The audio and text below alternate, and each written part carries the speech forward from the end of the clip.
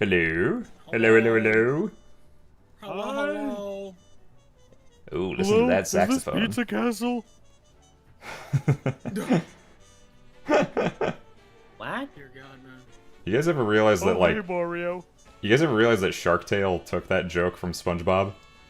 Hey, boss, what are you doing working at a pizza joint? Get off the phone! But I'm hungry. Alright, everybody can hear us. Yes, they can. Alright. We have a voice. Okay, as much as I like this Rosalina in the Observatory song from Mario Kart World, I think it's time to listen to the title screen from Super Mario Bros. Wonder. Hello, everybody! Wonderful! Wonderful! Woohoo! Anyways, hello everybody! I am your host for the evening, Slickframe James. Welcome to the Super Mario Galaxy movie spoiler discussion stream. I am joined by three of my regular co-hosts. Here sitting on my head, we have Maxwell Flinch, the voice of Waluigi, and Doopliss, and the co-creator of the People Steeple. You doing good tonight, Max? Oh, I'm doing fantastic, booze, ghouls, and other creatures of the night. And then here sitting on my head, we have Joe, the voice of Cappy on Ask Mario, and also the voice of Bowser in Meet the Marios and our upcoming Super Mario Bros. Comic dub. How are you doing today, Mr. Joseph? I'm good. Tired. Ready to discuss. I have my thoughts. Oh yeah, we got tons of thoughts to share on this movie.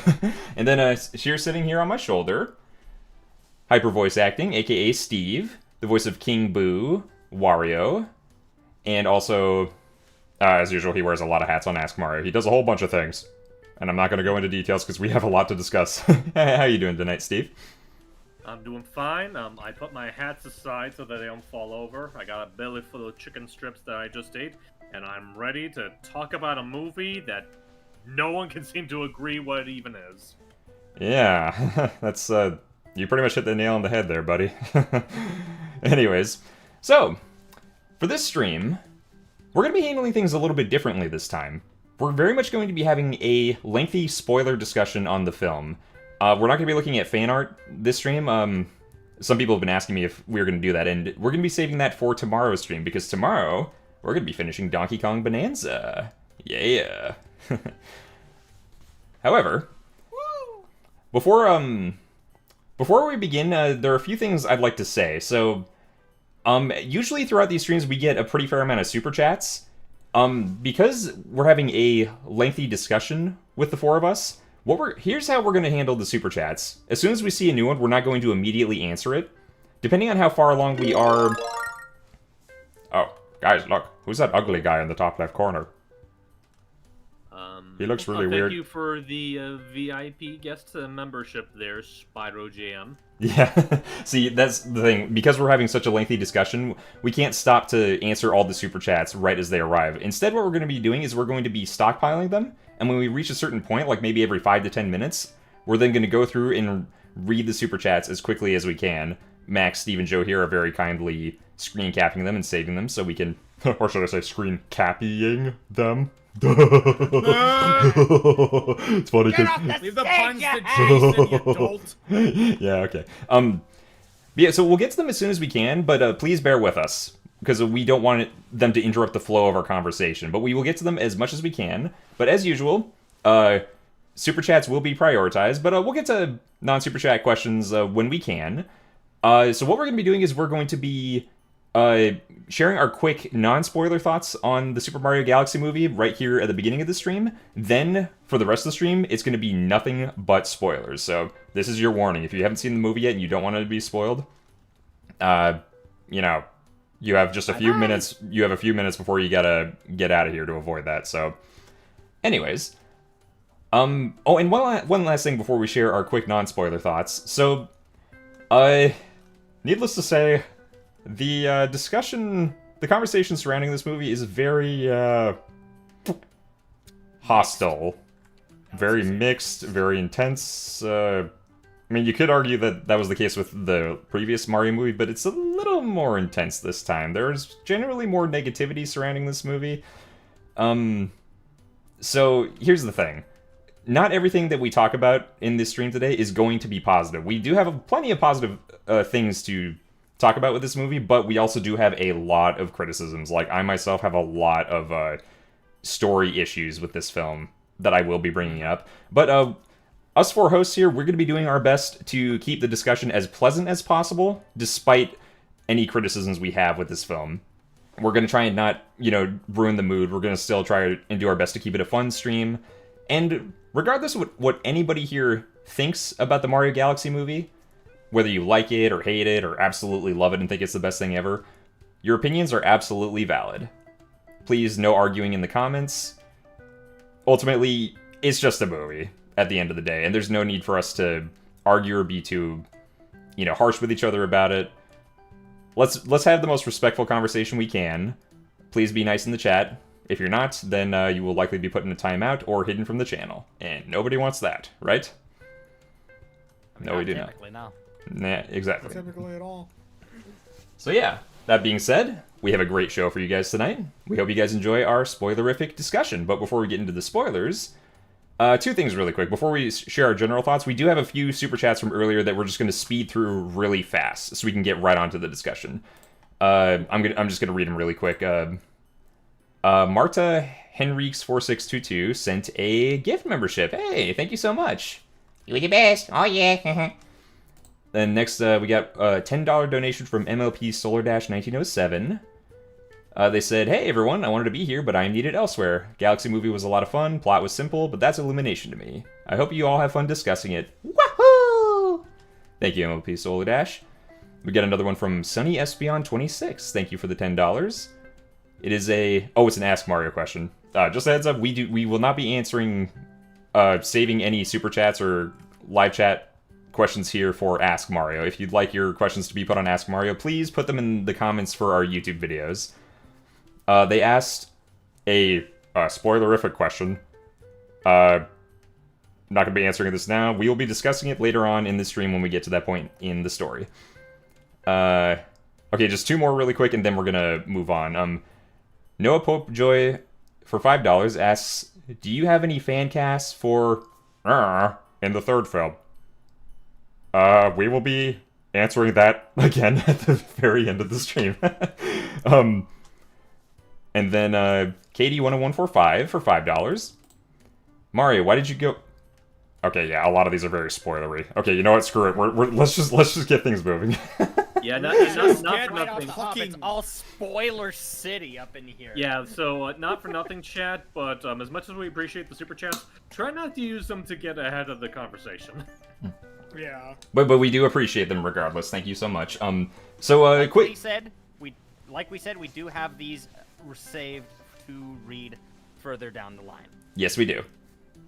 All right, so Max, why don't you go first? In like less than a minute or even 30 seconds, share what is your general overall thoughts on the Super Mario Galaxy movie? It was eye candy. It was captivating eye candy, but I can't really say it was a plot-driven movie by any means. I loved the character interactions, but I didn't care for the plot being so... everything just felt like it was... a lot of things that could have made for great plot felt brushed off, but I still had fun. The main prerogative was fun. So, I enjoyed it, but I definitely know it wasn't anything close to high art. Okay, then. All right, then. What about you, Joe? Max kind of just took the words out of my mouth, to be honest. It really was phenomenal eye candy to me, but the plot was very much so lacking and rushed, and the pacing was still god-awful. And it really bugs me, but I still enjoyed the movie. Okay, then. All right, and then before I go, I guess we'll have Steve get going. Steve, what are your general thoughts on the movie? I had fun watching it. Yeah, I kind of have the same problems with the first film that I had with this film, to an extent a little bit worse. I feel like I really do need to rewatch it so I can get like a better idea of certain things. I think between the two, I would still say I like the first movie more. Like, I think the first film is probably a better film overall. But in terms of which one I had more fun with, I think I had a bit more of a fun time with Galaxy, even in spite of some of its like glaring issues. Okay. All right, and then I'll give my quick general thoughts before we get into spoilers and start at the very beginning of the movie. I thought it was garbage, and I enjoyed watching the Sonic 4 trailer more than anything in the movie. No, I'm just kidding. You know what? That's I would want to time say. for things. I'm kidding. I have thoughts about the Sonic 4 teaser, not necessarily positive, but I know that's a discussion for an entirely different stream. Okay. No, for real though, yeah, I'd say, I actually went to go see this movie twice. The first time I saw it, I'm sure some of you saw that, cute little YouTube short I released the other day. That basically sums up my, my thoughts on the movie. Like, when I walked out of it, when I was still, like, having that, you know, high from, like, the roller coaster effect of the movie, I was very much, like, thinking about all the awesome fan service and great moments, and I was like, oh, this is so cool, ah! But then after I spent some time really stopping to think about what happened in the movie and the story and the character decisions, I was like, huh, that was kind of really badly done. Wow, I have a lot of story problems with this movie. And then I discussed it with some friends, and oof, yeah, I got a lot of problems with the movie. But on the whole, it was still a lot of fun. Like, kind of like, which I still felt that way about the first movie as well, except here the lows were lower for me, even though, like, there were a lot of fun moments. But yeah, so those are our general thoughts on the Galaxy movie, but now we are going to be getting deep into our spoiler thoughts. So here's your final warning. If you haven't seen the movie yet and you don't want to be spoiled, now is the time to skedaddle. Looks like we did get a couple more super chats, but I guess before we resume, there is one thing I want to bring up. So a lot of you are probably wondering where Jason is. He did not want to come on this stream. I invited him to, but since we're talking about spoilers now, let's just say he had very few nice things to say about this movie, and a lot of it is because of how a certain character was handled. So he was not satisfied with Toad's character arc in this film. Yeah, I mean, neither was I for that matter, but anyways. No, for those of you who don't know Jason, like, he is a huge Rosalina fan, and yeah, he was not happy with how she was handled in the Mario Galaxy movie. In fact, if there's one thing I aim to do with this stream here, it's I intend to have Rosalina on screen for much longer than they had her on screen for this movie. That's why I'm playing as her while I'm messing around in Mario Wonder. Yeah, you'll get your fill of someone talking about Rosalina. Hi, that will be me. Yeah, luckily Jason may not be here, but Joe is a pretty huge Rosalina fan as well, so yeah, Joe will fill in the gap, hopefully with a lot less hostility. Okay, and but you'll definitely be hearing a lot of my input about the Koopa family. Same. okay, but anyways, so as I'm the one who is mediating the discussion for this movie, let's get started. So, oh hey, thank you for becoming a member, John. Really appreciate that. So, the movie begins with a really cute Illumination logo with them reenacting the Donkey Kong hammer bit. That was kind of fun. Did you guys enjoy that? Yeah, I'd say so. That was a nice It was little cute. fun way to mix it up. They didn't recycle the old animation they did that was Mario Kart based, and I respect it. Yeah. Yeah, it was cute. I got no issues there. So then the movie begins with a really beautiful shot of outer space, and then it slowly zooms in, and we find out that Rosalina's Comet Observatory is inside this question block shaped galaxy or universe or whatever it is. It is absolutely beautiful. That's one thing that I do want to say just right off the bat. Like, for all the problems we have, that is like the one undeniable, like, positive we can give this film. The fact that, like, it is a beautiful looking film. Honestly, I would go so far as to say it is probably Illumination's best looking film to date. Yeah, and their previous best looking very film easy. was the first one, right? Yeah, Oh probably. yeah, the first one definitely looked good, but it felt like they really upped their game with the presentation for this one. Yeah, I'd say so. Oh yeah, go ahead, Max. Say what you will, the lighting and cinematography itself were really good. Absolutely. And the Yeah, I mean- attention to detail with things like the textures on everything. I'm not gonna lie, it felt gorgeously immersive. Okay, so Sorry. oh no, you go ahead, Joe. If definitely, I will give like it one thing all the time. Their movies are gorgeous, and especially the Galaxy movie was absolutely gorgeous. Mm-hmm. I have no complaints visually. Yeah, that first Certified eye candy. that first shot, like when we as it zooms into the Comet Observatory, I was just like, whoa! I cannot believe I'm seeing this on the big screen. I never in my life thought I would be seeing like the Comet Observatory like this on the big screen, and it's quite a delight to see. So so it zooms in and we get our first shot of Rosalina. She looks very godlike as usual as she comes out of this door, and then she has a cute little scene with the Lumas where she wants to read them a storybook before they go to bed. And actually, I don't know if any of you guys noticed this, but apparently there are some Paper Mario books on the shelf. Apparently, like the Dark Prognosticus from Super Yes, Paper I Mario did. is there. So a friend of mine pointed it out. The friend I saw the movie with, I was like, "Oh, I love that. At least, thank you for that." But also, why do you have that, girl? That scares me that Rosalina has that in her possession. Like, Well, hang on. For all we know, it might not be the actual Dark Prognosticus. It's probably just a fan-made recreation for like cosplay and whatnot. I honestly though, I sure. think she Okay. would have it just to keep it out of the wrong hands. Oh, that's a good That's point. Yeah, if anybody would do that, it'd be her. But yeah, so yeah, I didn't even catch that because this movie is so fast-paced that like there were a bunch of Easter eggs I did catch for sure, but there's some that see I only heard of that because I saw a Game Explained video that they made recently where they pointed out these things. I'm sure there are even more that like we missed that we're not going to find out about until we see it on digital or Blu-ray when it comes out. But anyway, so we get a cute scene with them. I will say I did like the little baby Luba saying, "I'm hooked on the brothers." That was pretty adorable. Yeah. it's great. Then Bowser Jr.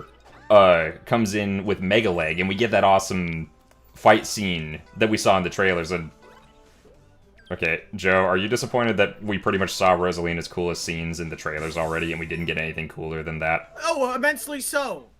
Because I we were think- just given everything in trailers, and then Well, there was one other thing that she did, but yeah, for the most part, it's like the I'll say majority of her right- scenes was just trailer footage. Uh-huh. I will say, I was. and as for the scene itself, it does look really nice. Like a great display of how powerful Rosalina is. Like I know people complain about like Movie Peach being too much of like an unstoppable girl boss force. I feel like if any of the Mario princesses did deserve to have that kind of like aura farming, it would be Rosalina. So I'm content with how they handled her action-wise. Yeah, I probably agree with that. And yeah, like Bowser Jr., the only way he's able to best her in battle is because like a Luma appeared and like he was able to catch Rosalina off guard with a bullet bill that she was able to stop just in time. Otherwise, she totally would have won that fight. Let's be real.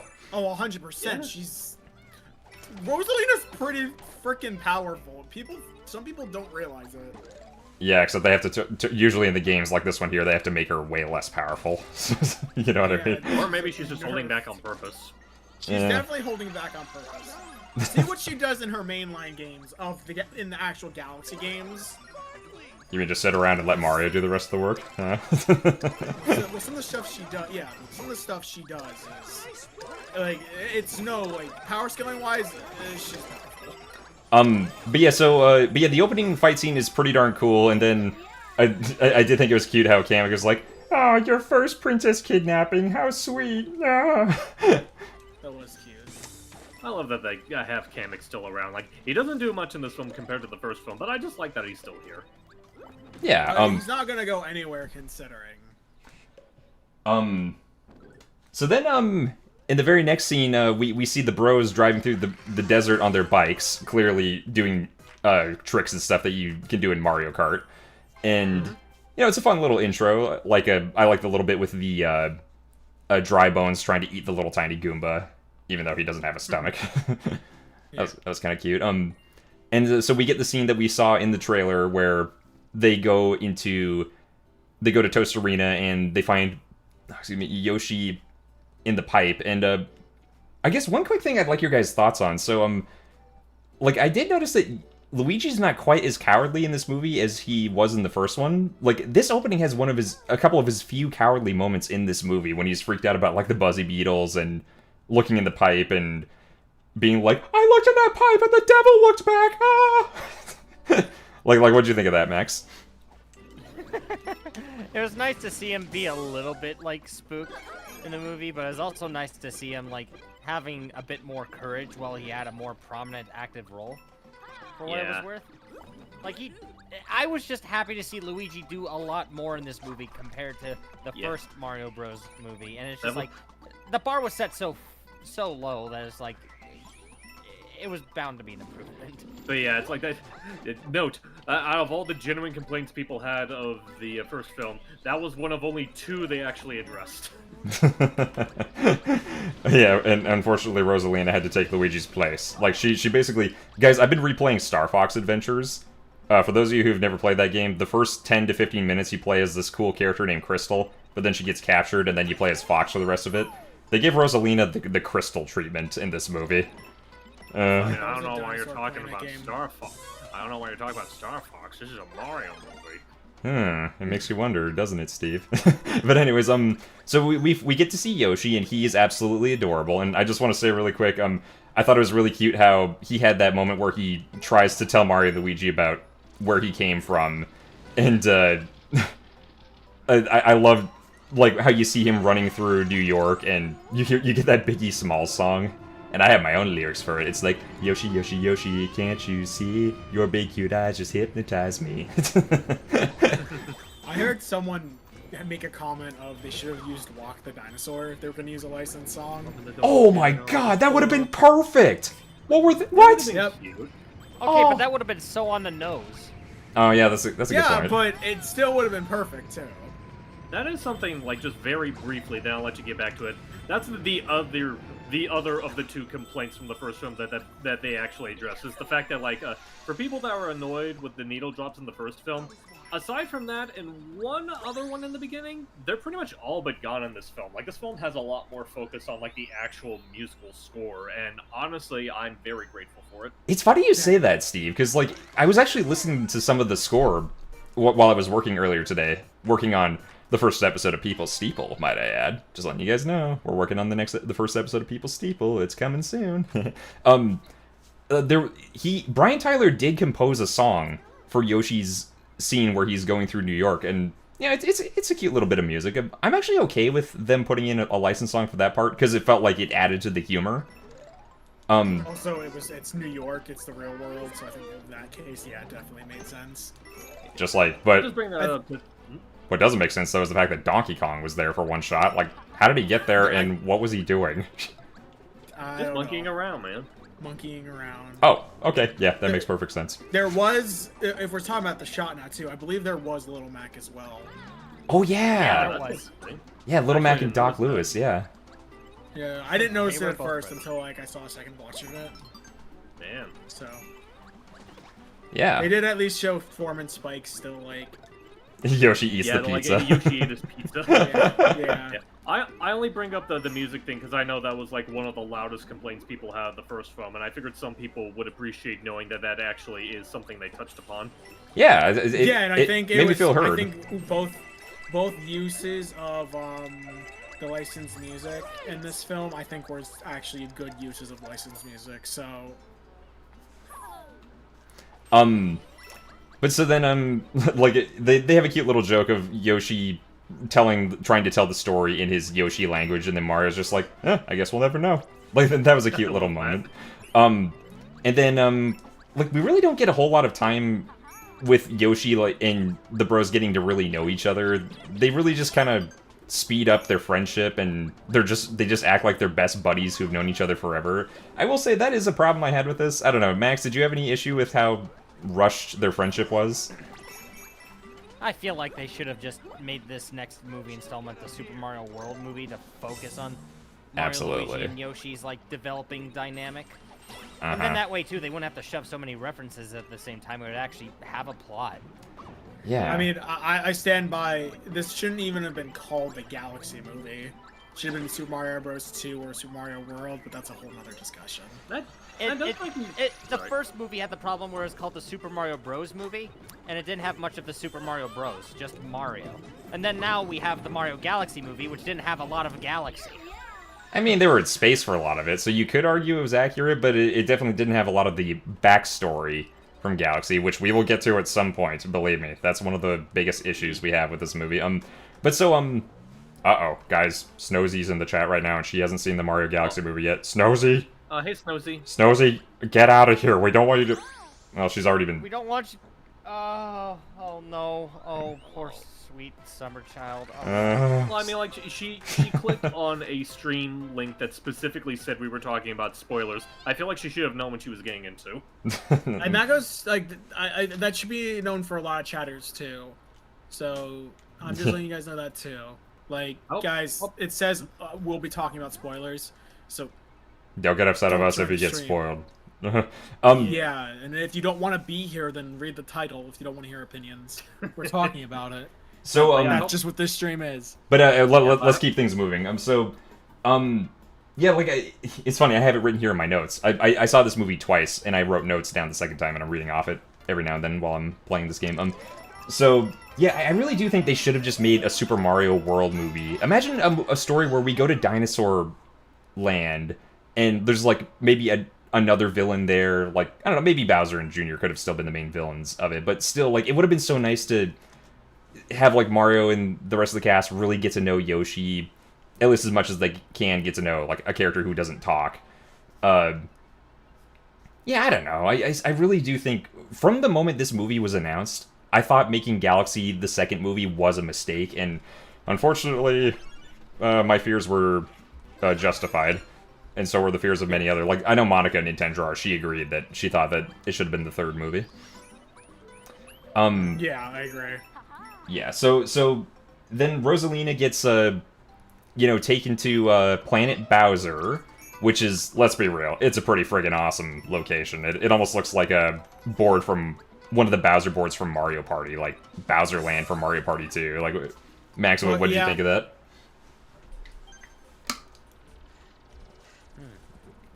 Max, what did you think of that? Good question. Sorry, I was just checking something in the chat that caught my eye, but I'm still just trying to get snippets of these to read for later. Okay, never mind. Joe, what did you think of that? What? That's crazy. We gotta keep the discussion going, man. Repeat it one more time. What did you think of Planet Bowser? Did you think it looked cool since it looked like one of the Mario Party boards? Oh, I definitely think it looks like Bowser Land from Mario Party 2, and I really appreciate that because that's a really fun. That's a fun board. Yeah, I wonder if they took direct inspiration from some of the Bowser boards from Mario Party to make that. I would not have been surprised. They did a good job. Yeah. So then we get a quick. They had to, yeah.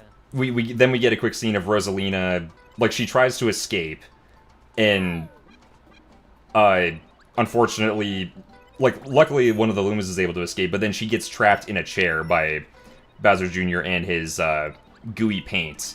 And did anybody else think of that scene from The Incredibles when Mr. Incredible gets shot with all those gooey things when he's sneaking around? Because that's what I thought of. Heard a few people say that. Yeah. So yeah, unfortunately she gets fridged, and, we don't really see her much till, the very end of the movie. Wah wah.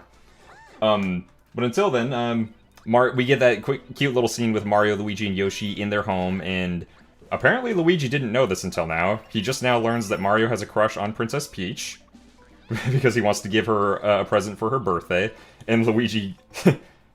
Steve, would you care to recite what Luigi has to say? When the moon hits your eye like a big pizza pie, that's... Yoshi! I know the love of the princess! that was a cute little moment. It was. Yeah, one thing I do like about this movie is the fact that they are trying to advance Mario and Peach's romance, because they didn't really do much with their romance in the first movie. They just kind of hinted at it. In this movie, well, it doesn't go too much farther. It at least makes a little progress, which I appreciate. I mean, let's be honest, both the films do a lot more with the concept of Mario and Peach as a couple more than any of the games have. I guess so. Like, at least a little bit more. So then, we get to see Princess... Crap, sorry. I'm trying to play the game and look at my notes at the same time. I can't Ushi. multitask. So then we see Princess Peach's birthday party, and I mean it looks pretty awesome. I mean that Bowser pinata. I do love the little bit of like Toad swallowing it, and before the Toad can hit it with a bat, he swings around and hits all the Toads nearby. Toad swallowed it. Don't you mean Yoshi swallowed it?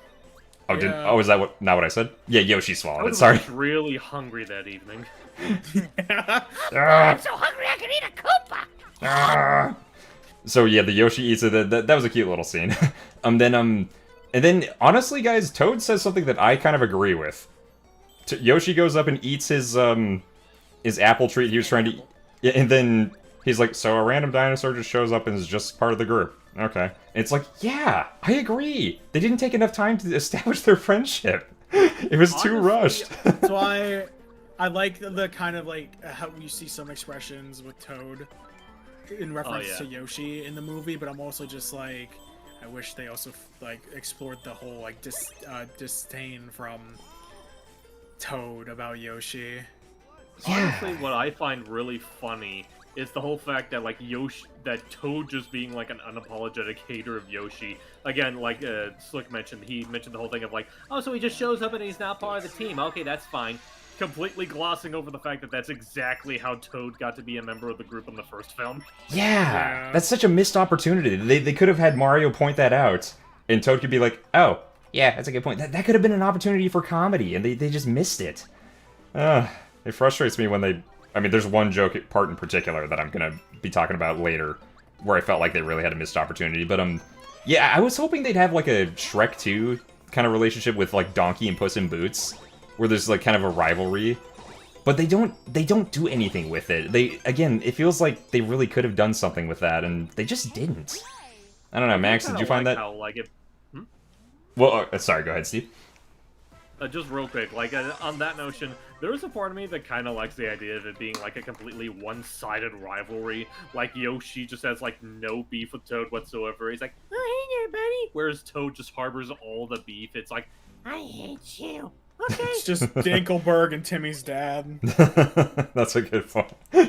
Yeah, I mean, that could have been funny, too, but I don't know. Again, even that they don't really take full advantage of, but I digress. Let's move on. So, then, we do get a bit where they actually do provide a little bit of depth with Princess Peach, and honestly, she's kind of given the most interesting, like, story in this movie, if you ask me, because she's talking about... She tells Mario that she doesn't like birthdays because she doesn't know her real birthday. It's just the day that she was found by the Toads. And I think the movie could have used more scenes like this, like more scenes of Mario and Peach bonding and talking about how she feels lost and she doesn't know where she belongs. Like, what we get here at the beginning is cute and it's sweet, and I like how she kind of gives Mario a little punch when he teases about not giving her her present, and then she ends up loving it, and like, it really shows how far their relationship has come, and I don't know, I could have used more scenes like that. What do you think, Steve? Again, like I mentioned before, I really like how they're, like, trying to do a lot more with the idea of Mario and Peach as a couple, and I really like the few bits it's given air to breathe, I really like when Mario gives her the parasol, the fact that she just looks like such the giddiest person ever when she's, like, seeing it and, like, twirling around with it. It's really cute. Honestly, that's kind of more along the lines of, like, you know, I know this is an old debate, people talking about how they're not the biggest fan of how Peach is in the Mario movies. Like, that, I think, is a lot more in line with how I imagine Peach. You know, someone that's, like... And they do that throughout the movie as well. Like, let her be a little bit more dorky, as opposed to just being, like, completely no mistakes made stoic. Like, they do let her be, like, a bit cutesy dorky now and then, which I appreciate. And a little more flawed. Like yeah, I think that's, like, a problem people had with movie Peach in the first movies. Like, she didn't have enough, like, faults. Like, we need characters to have flaws to be relatable and be likable. But yeah, like, I'd say that's a step in the right direction. So then, I guess, really quick, before we move on, I guess we should answer some of the super chats that we got. Max, could you please read them off? Okay, so where do we begin? We have to go a good ways back. Let's see, we read from MLP Solar Dash. Are we gonna read it the one starts from probably from the 712 one you put, like, Because we read everything else in technicality beforehand, so. Oh, have we read the one from? Katie, yeah. Okay. Well, I mean, yes. We and just no, didn't really- answer those yet because we're not at that point. Yeah, no. Okay, let's see. So, So, Hazza Masters got a question. Real quick, Slick. Did Jason fanboy for Rosalina? Well, he certainly... I mean, I don't want to speak for him since he's not here. I mean, he certainly liked how Rosalina looked in the movie. He just doesn't like that she was done dirty and hardly in the movie, and based on what we talk about later, we'll get more into that later when we get to that part of the story. But anyways, yeah, let's move on. Any other super chats that are reasonable for us to answer at this point, Max, or should we move on? Let's see. Well, let's see. We got one here from. I'm not sure if I should read that one actually. Princess Julie 0920. Thank you for the $5 donation, but I'm not entirely sure we can bring light to this question in good faith due to implications. It's honestly gross. I I'm gonna feel- be honest. I feel like the person didn't really think this particular question through.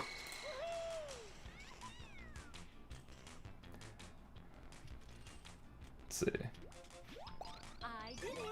Yeah, okay. Anyways, alright, any other super chats we should answer, or should we just move on with the discussion? Feels like it might be smart for us to just read off most of the super chats at the very end of the discussion. Do you guys feel that way? I'm almost thinking that might be the case, yeah. Okay, well, anyways, let's I just mean, move... we got one more for Bracing Star for $2. Okay. In which they said, well, thank you for the $2 donation. We appreciate the donations there, Slick. Yeah. They said movie Yoshi is cute. Movie Rosalina is the best. Well, at least somebody thinks so with the second one. But yes, movie Yoshi is absolutely adorable. Oh, yeah. he's great. Oh, Like, yeah, he's he's so cute. honestly, like, in spite of the things we mentioned about, like, you know, more development with his relationship with the other characters and whatnot, he is still probably one of my favorite things in this movie. Oh, absolutely, Yeah, yeah. no, like, how can you screw up someone as lovable as Yoshi? It's Yoshi. Yeah. Yeah, I mean, he doesn't even talk. All you gotta do with Yoshi is just make him cute and funny and adorable. That's all you gotta do, really. I will say, Donald Glover also killed it. Oh, Oh, absolutely. 100%. I still think it's so funny that they got him to voice him. I will Well, I think never he doubt called the because he man's- wanted to voice him. Uh-huh. Yeah. Oh, man. Okay, so let's move on with the story. So at the very end of this scene, we see the stars. We see like a bunch of shooting stars and star bits appear everywhere. It's an absolutely beautiful moment. And then there's a falling star, and everybody goes to look, and they find out that it's the Luma from earlier that escaped captivity. And then Peach says that she is going to leave to find and save Rosalina and help out the Lumas. And one thing I think it was a little weird is the fact that all the Toads are saying, like, "No, Peach, you can't leave." Like, can someone explain that to me? Because they were fine with her leaving in the first movie to go get the Kong army. So what's going on with that? I'm guessing it's a matter of, like, because, you know, at that point, that it was, like, a clear strategy, you know, trying to get reinforcements and whatnot. And to be fair, they did warn her in the first film that, like, you know, like, oh, their kingdom's leader is a madman. He's not going to agree to the whole thing. Whereas with this one, it's like, they don't really know anything about what's happening here. This, as far as they're concerned, this sounds like a much more dangerous mission than just recruiting people to help them with their fighting off Bowser.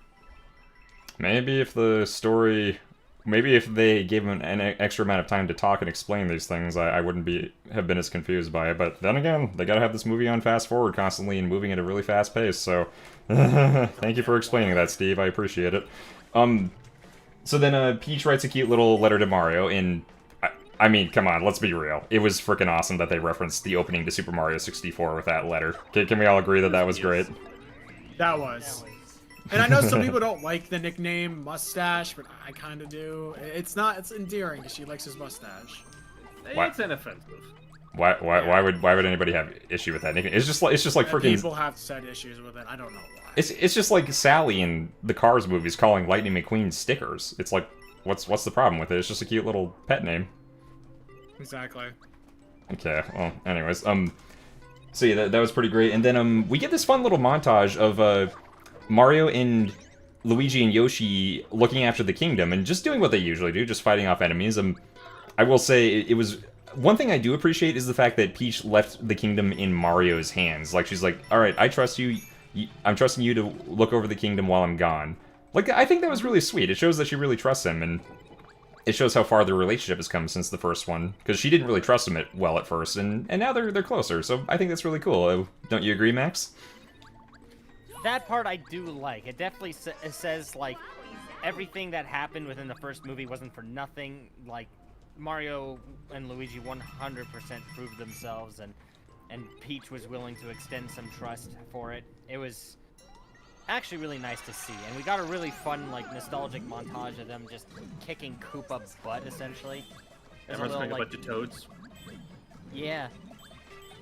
Yeah, that montage was one of the best. I just want to know what that location was, where they see all those giant Goombas. It felt like something out of 3D World or Galaxy. Just. Oh, I'm pretty sure that's Giant Land from Mario 3. Yep, that's to say. Okay. Yeah, that's a good point. Yeah, that was super cool. And then of course we get the little bit of them taking the blue toad home, and then they give him like a little kiss on the cheek and tuck him in. That bit amuses me so much. Yeah. That montage was fun, I will say. Yeah. No issues there. That was a very cute montage, very fun. Also, side note, Yoshi's Chain Chomp mouth thing, when he swallows that Chain Chomp, that needs to be a power-up in a future game. Like, I really hope it's a power-up in the next Yoshi game that's coming out soon. It's adorable, too. Yes, absolutely. Okay, so... Now, then we find out, we get to the scene where they see Bowser in the cage, and we find out that he has been, imprisoned there for... We don't know how long, but he's been in there for a while, and he's essentially going through rehabilitation, and, he's painting and doing stuff like that. It was a funny little scene. I mean, we already saw most of it in the trailer, but, it's... I think it's fun. Just the idea of Bowser and Luigi having a book club together is inherently funny, wouldn't you say, Steve? Yeah. I feel like there's a lot of good fan art. But I actually did see a funny comic recently of, like, Mario and Luigi trying to teach Bowser how to be good, but he's just absolutely terrible at it. Yeah, that was really cute, and I will say, like, I'm gonna expand more on this later, but I will say, what they do with Bowser in this movie is one of my biggest storytelling problems with the film. Like, here it feels like they're starting a character arc for him, and then later on it feels like they don't know how to... They can't make a decision on how to handle it, or, like, what direction to take him in. But we'll be getting more to that later. Joe, as our resident Bowser VA, who's currently in this call, what'd you think of Bowser in this scene? I found it funny. And it's, at the time, it seems like he was desperate to just find a way out. Mm-hmm. Right? Like, to grow big again and be himself again, the mighty King Koopa. But, Yeah. And I did find it funny, because I like the humorous side of Bowser, but I also like the menacing side of Bowser. And that was handled well there, I will say. Oh yeah, I think the comedy with Bowser is consistently good in this movie. Like, I think he's been consistently the funniest character, which makes sense, like, he's one of the most flawed Mario characters, and he has such anger problems that, like, that's part of why I love writing for Bowser on Ask Mario. Like, he's just such a funny character inherently. So, yeah. So moving on, so then shortly after this, we get that awesome, amazing scene of, the castle being ripped out of the ground, straight, like, just like that scene in the opening to Super Mario Galaxy. Luckily, all the Toads get out, and then, but Mario, Luigi, and Yoshi and Bowser are still in the castle, and we get that awesome fight scene against Bowser Jr., and it is so cool. Oh my god, his wonder ability with the paintbrush is so awesome. Oh my god. It looks great. And I love how they utilized the brush as well, that I can, like, transform into, like, a mace and whatnot. Ah, man, they absolutely no. nailed it. I'm not gonna lie, that was cool as... Well said, well said. Yeah, that scene was really cool. I will say, the part where Luigi's trying to be nice at first and be like, hi, I'm Luigi, let's get to know each other. I feel like there was, I guess adding on to what I was saying earlier about Bowser, I felt like Mario and Luigi could have had a conflict in this movie about trust. Because Luigi keeps, like, trusting Bowser in this movie and saying, like, hey, he's changed, he's good now. But Mario's like, I'm not falling for it. Can't you imagine, like, maybe they could have, like, argued a little bit in this movie and, like, Luigi being optimistic and Mario being more pessimistic? Don't you think that could have been, like, a good brother conflict for this story? I mean, probably could. I mean, like, that's... Like, it definitely feels like these movies... I guess it's like a trade-off for him being, like, less cowardly than usual. It feels like they kind of, like, upped his naivete in these movies. Yeah, I mean, him being naive, I think, is fine, because I think that's one of his endearing qualities, and it's funny, but I don't know, I feel like there's a missed opportunity for, like, story there, because, like, they have Mario and Luigi get along so well in these movies, and we all know how siblings are. Siblings tend to argue a lot, and I feel like, I don't know, there could have been some kind of conflict with them, but they just had no interest in it, or Nintendo's just too protective of them and don't want them to argue. I don't know. I mean, that was something, just going back to the first film for a bit. Like, one of the big things, you know, for the little amount of screen time Luigi had in the first film, one of the few things that made his screen time so great was the fact that they showed off just, you know, how much they truly loved each other as brothers. And I mentioned this whenever we talked about the first film. Keep in mind, this was right around the time where people were still very protective of the idea of, like, oh, Mario's not that good of a brother to Luigi, he's very mean and neglectful to him, only for the movie to just come out and say, oh no, these two love each other. Like, I do love that they are committing to that, committing to the fact that they do genuinely care about each other in that regard. That being said, like, I'm not going to say you're wrong to think, you know, it'd be nice if they had, like, a little bit more confliction with the idea you mentioned of them, like, having different ideas of, like, whether Bowser's truly reformed or not. But honestly, I think in the grand scheme of things, it's not, like, a massive deal to me. Yeah. If I may interject, it just feels like Mario was giving the benefit of the doubt that either Luigi was right or that he would at least learn soon enough that his gut feeling was right. Like, he was just, like, willing for the love of his brother to just let it play out. Even if it was somewhat begrudgingly.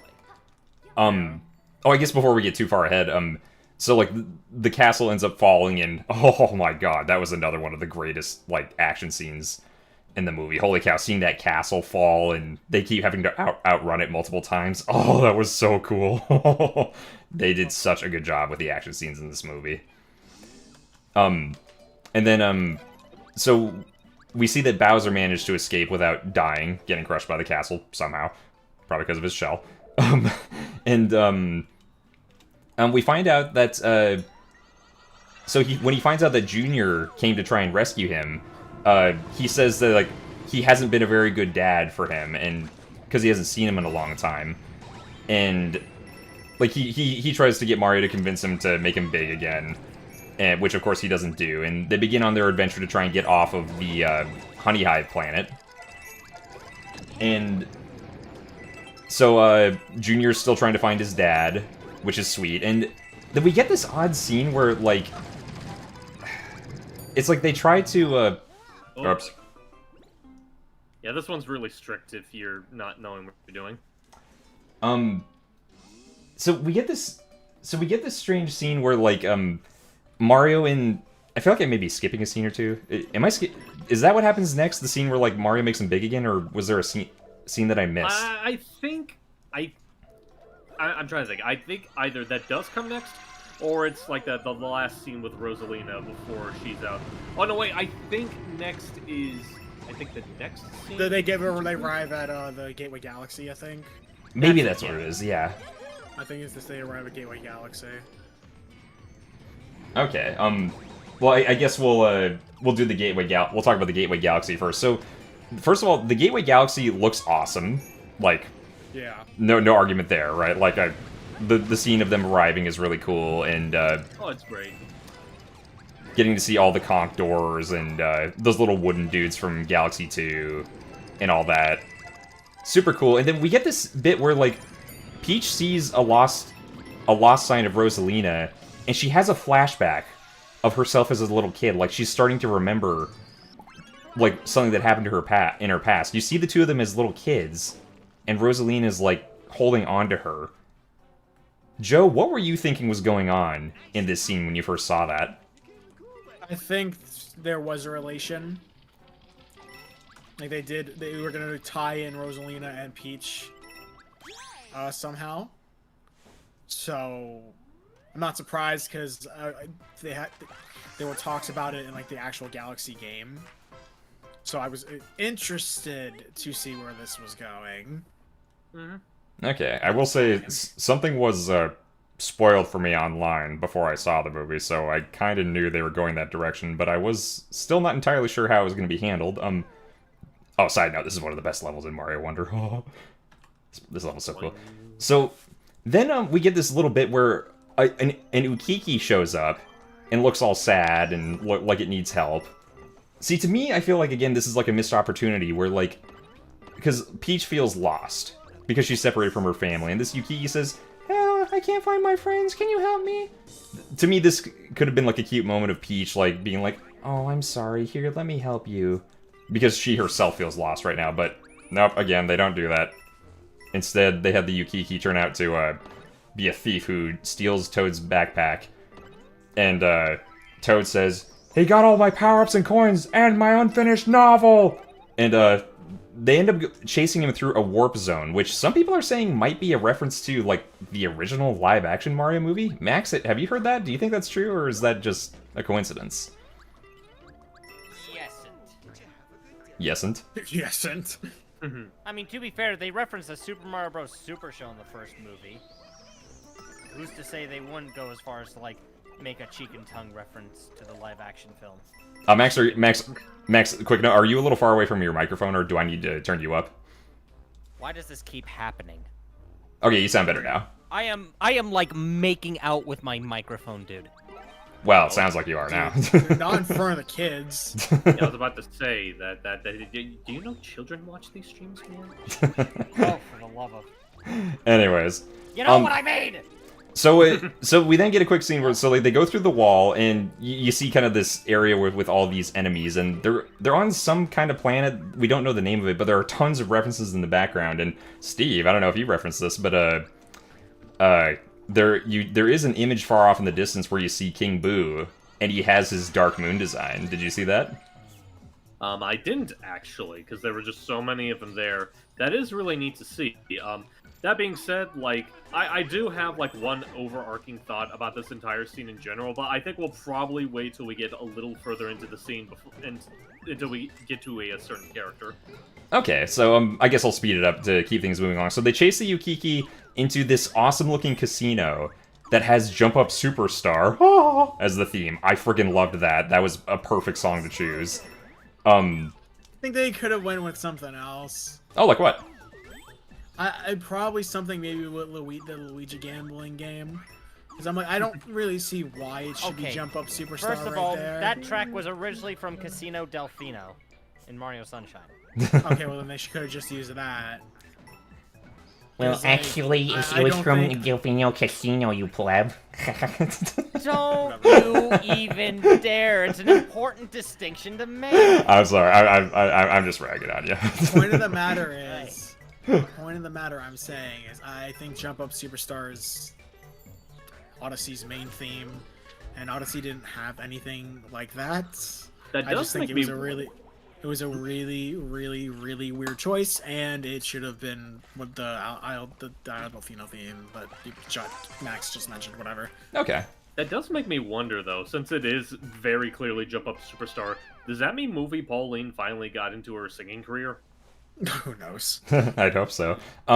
Okay, so then they go to this table. They chase the Ukiki to this table where we see Wart, Birdo, Mauser, and I think we also see Clawgrip, the big crab thing. Okay, real quick, before we talk about these characters, Okay, guys, I'm about to get on my soapbox because I'm about to tell you guys one of my biggest beefs with this movie, and you're going to be a lot of you are going to be very surprised by this. I'll try not to dwell on it for too long because we still have a lot to talk about. But oh my, oopsie. But you could just go to the checkpoint flag. Yeah, I don't. Will the checkpoint flag even save me? I don't think it will. I'm pretty sure it should. Nope, I'm dead. Bye bye. Anyway, so here's one of my big problems with this movie. And I think it might be, call me a conspiracy theorist, but I feel like Nintendo, this might be maybe a result of Nintendo being way too protective with the main Mario mascots and how they can be portrayed. So here's the thing about Toad. He's a very simple character in these movies, and to be fair, he doesn't really get a lot of development in the games either. There's really not a whole lot to him, you know? Like, what do you guys know about Toad? Like, what do you know about what Toad likes and... Like, is he really that deep of a character in the games? Well, I mean, it doesn't help that, like, Toad... when you're not talking about Toad the character, there's also Toad the species. And when it comes to, like, the games, they kind of like to use the two, like, interchangeably. Yeah, pretty much. So, he's a very simplified character. I feel like there was a huge missed opportunity for a joke here, because they catch the Ukiki... And as Toad said earlier, he was like, he has my unfinished novel! And I was like, oh, what kind of novel would Toad want to write about? We don't really know him that well. And Yukiki just goes, Yukiki thinks your novel stinks! And he throws the book back at him. To me, that just feels like an unfinished joke. The problem is, if I were writing that scene, I would have done something much funnier with it. To me, it just felt like a half-finished joke. Like, it's nowhere near as funny as it could have been. Like, I feel like... What they could have done is have Toad be like, say something like, hey, give me back my novel. And then the Yukiki could have been like, novel? What are you talking about? This is your diary. And then, like, Toad gets really embarrassed in front of Princess Peach because Yukiki starts reading his diary. Like, wouldn't that have been, like, much funnier than what we did? Than what we did get? To me, that just feels like such a lazy joke. I mean, I get where you're coming from, but I don't know if that's necessarily where I would go with, because, first off, I feel like taking time aside to read Toad's journal might kind of contribute to the whole notion of, like, the movie cramming too much in at once. Well, if it didn't have the problems with the pace and cramming too much to begin with, I feel like we could have. I don't know, like, I feel like there's... My point is, like, it just feels like there's not enough with Toad as a character to give him, like, really funny moments that are really insightful to what his character is, and to me that just felt like such a huge missed opportunity. But anyways, I could keep ranting about this, and I think we have much bigger fish to fry. So let's move on. Yeah, that's We're already like halfway through the episode. Yeah. I mean, that is like the one thing that is just my thing when it comes to this. It's like, not to say what you're thinking of is invalid. It's an interesting point. I just feel like out of a lot of things with this film, like, but one joke about Toad not landing kind of doesn't seem like a big deal in the grand scheme of things, especially since, like... Yes, it is, Steve. Like, there's not... I'm kidding, go on. Like, you say that, like, they don't do, like, a whole lot with Toad for the sake of humor. It's interesting, because I feel like there were moments in the first film that used him fine enough in terms of humor, and I feel like, you know, you probably could do more with him in this. Like, I think what I would think as far as, like, taking that joke and fleshing it out a bit more, I figured something that you could do, but still try to keep at the pace that the film's going, you know, i.e. breaking the speed limit pace. Have it be, like, where, like, Ukiki's, like, a little bit more, like, detailed about the novel. It's like, Ukiki thinks her novel stinks. The love triangle's too forced. It was a work in progress. Yeah, see, like, even that, it feels like, see, now it feels like a more complete joke. Like, what they had already was just so lazy to me. It's just like, ugh. I know the movie has much worse problems than that, but, like, to me, like, as a comedian myself, who tries really hard to make people laugh, it's disappointing to me to see, like, a joke not being taken full advantage of, or a joke that's really lazy. But anyways, let's move on. Okay, so, Max, would you care to... Actually, no, I think Steve wants to talk about this. Steve, would you like to talk about what happens with the Mario 2 characters in this scene? It sounds like there was something you wanted to talk about earlier. Okay, so I won't keep it too... I'll keep it brief, because, you know, I do want to give Max and Joe a chance to talk as well, because I imagine they have their own thoughts about it. But yeah, as far as, like, the story goes, they go to Wart, and apparently they think Wart has some intel on what exactly happened to Rosalina. So they fight off a bunch of his mooks and then basically interrogate him for knowing where Junior took Rosalina. And I think as far as like the pacing issue goes, my thing that I'm gonna say right here, some people might agree with me, others might not. I'll say, like, as fun as that locale is, like the anti-gravity casino's a legitimately fun location, very Galaxy-like. It was awesome. As fun as that locale is, and as neat as it was to see Wart and the others, and I think the actor that plays Wart does a good job, I feel like you could have cut that entire scene out, and it would not have really dampened the film in any way. Okay, and what would you have replaced it with something, or just cut it out entirely and just keep the plot going? I'd say, yeah, maybe cut it out entirely, just so you can have, like, the plot. Like, I think what I would do is that time that was sunken to what am I gonna say? The bit where Peach and Toad, they're fighting all the minions and the ninjas and whatnot, like, it looks cool. Like, again, like, these films are really good when it comes to action pieces. I feel like the time that they spent on that could have been time better suited, you know, to develop other things. Like, for example, develop more of the characters' relations with each other, or give more screen time, heaven forbid, or whatnot. It's like... definitely the latter. Yeah. It's like, Absolutely. in a vacuum, it's a fun set piece. But I feel like removing it would probably do the film more favors. Yeah, like, I think they could have... That, again, goes into the whole thing of, like, they're just cramming so much into one film that they didn't need to cram so much into one film. They have so much plot lines they could explore for, like, future films. I think the games that have happened. You know what I would have replaced the scene with? I would have replaced it with a flashback scene where Peach is starting... Imagine if they did something like they did in Finding Dory. You know how in Finding Dory, throughout the film has, like, flashbacks to her childhood that she forgot about? What if they did that with Peach? Wouldn't that have been nice? Because then it would have helped... I think that would have been good. It would have helped out... It would give Rosalina more screen time, too. Exactly! Exactly! Wouldn't that have been great? That would have made the story so much better! I mean, to be fair, the scene with the ninjas is cool. It's like something out of The Matrix when Neo's fighting all the Smiths. So that was cool, at least. But still. It could have made the story better. But anyways, let's move on to the next scene. So, Max, do you want to describe what happens next in the scene with Tiny Bowser doing his Heath Ledger impression? Okay, are you talking about, When he says, "Hurt me! Hurt me!" Oh yeah. Okay, that's what you meant by Tiny Bowser. I thought you were calling Bowser Jr. Tiny Bowser, and I was getting confused. No. Well, this isn't Baby Bowser, man. Okay, well, let's not get ourselves lost in the semantic sauce. Anyway, before we divert too much, I do love the fact that, like, some of Bowser's, like, deep-rooted evil trickled out in trying to, like, really push Mario's buttons to get him to, like hit him to make the mini mushroom effect wear off. The way they handled that almost makes you think this was just playing in Mario's head, but then you find out it actually happened, and Mario's just like, oh, crud. I know. That, to me, yeah, like, Nintendo agreed with me on that. When she and I were talking about that, she also thought that it was just all in Mario's head. Like that scene in Up when he's, like, imagining, like, trying to drop Russell off of the floating house, but it was all in his head the whole time. Like, I thought that's what they were doing, so it felt so strange. And then, Max, what happens next? What does Bowser do to Mario? Gives him the biggest, fattest, sloppiest smooch to the face. I cannot with this man. I cannot with this man. I am calling it right now. There are a lot of people that saw that moment, and I'm willing to bet there are people that just saw that moment and they're all just thinking, it should have been Luigi! Exactly. This is like, they had a book. Me, not him. They had a book club. That's fair! Actually, I don't want it to be me. He looks like he has stinky breath. I mean, yeah, it smells like brimstone. I still don't understand Waluigi, and that's a whole other argument.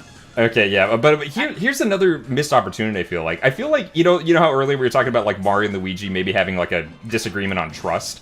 Imagine if, like, Bowser did betray them there. They could have done something really funny here where Luigi feels legitimately betrayed and he's like, "What? But Bowser? Did our book clubs mean nothing to you? No!" Like, that could have been funny, don't you think? Yeah. I do think it's a missed opportunity that we don't have, like, a cutaway gag of the book club. Yeah, I would have liked to have seen that too. But I mean, so then instead it turns out Bowser was not betraying them. He was actually going along with them to the Honey Hive Kingdom. And here it's starting to feel like one of the RPGs where Bowser's on your side, like in Mario RPG or Super Paper Mario, which was kind of cool. That was kind of neat to see. Yeah, it was neat. Yeah. I will say, Joe, how do you feel about the Honey Hive Queen and the very limited amount of time that she gets? She always didn't have much screen time, period, so it's like, okay, I get it. Whatever. I don't have strong feelings about it. And so, She's kind of a ruthless dictator in this version, whereas in the other one, she was just I thought you were about to say the other word! Huh? What word? Oh. This is the joke, and it's going over his head like this. Okay, anyways. Yeah. Yes, Steve? Oh no, I was just going to say, like, the whole notion of, like, oh, she kind of seems like a dictator. I guess, to be fair, it's not like Queen Bee... It's not like Queen Bee had, like, a super defined personality to begin with, so I don't mind them taking, like, liberties for the sake of the movie. And as far as, like, pointless cameos within the film, this one, I think, is fine being the way it is, because, it's a way to help them get from point A to point B. She doesn't overstay her welcome. She is a, like, recognizable piece of Mario Galaxy iconography, so I'm fine with how she's handled. Yeah, me too. Like, I'm not, like, a huge Honey Queen fan or anything, so it didn't bother me too. Oh no, I just let Blue Toad die. I'm a monster. So... And then we get this twist where Bowser ends up standing up for them and taking their place to help clean up the damage of the castle. And did anybody else feel weirded out by that? Like, wait, why is Bowser suddenly being extra nice? Like, is he trying to trick them or not? Well, there are two things I might have to contribute to this. One, he might have gone a little delulu from how long he was captured and shrunken down in size. You can obviously tell he has practically gone native with how long he was probably held in captivity in that state. Okay, but they didn't really explain it very well, if that's the case. I mean, he might have also simultaneously felt a sense of gratitude for finally getting that, that freedom, that release that they did. The Mario Bros. Didn't have to give him, but they did, whether or not it was inadvertent. Okay. Secondly, I feel like Bowser's the kind of character where, even though he was never taught and never learned how to be a good person, he has fundamentally admirable traits to him.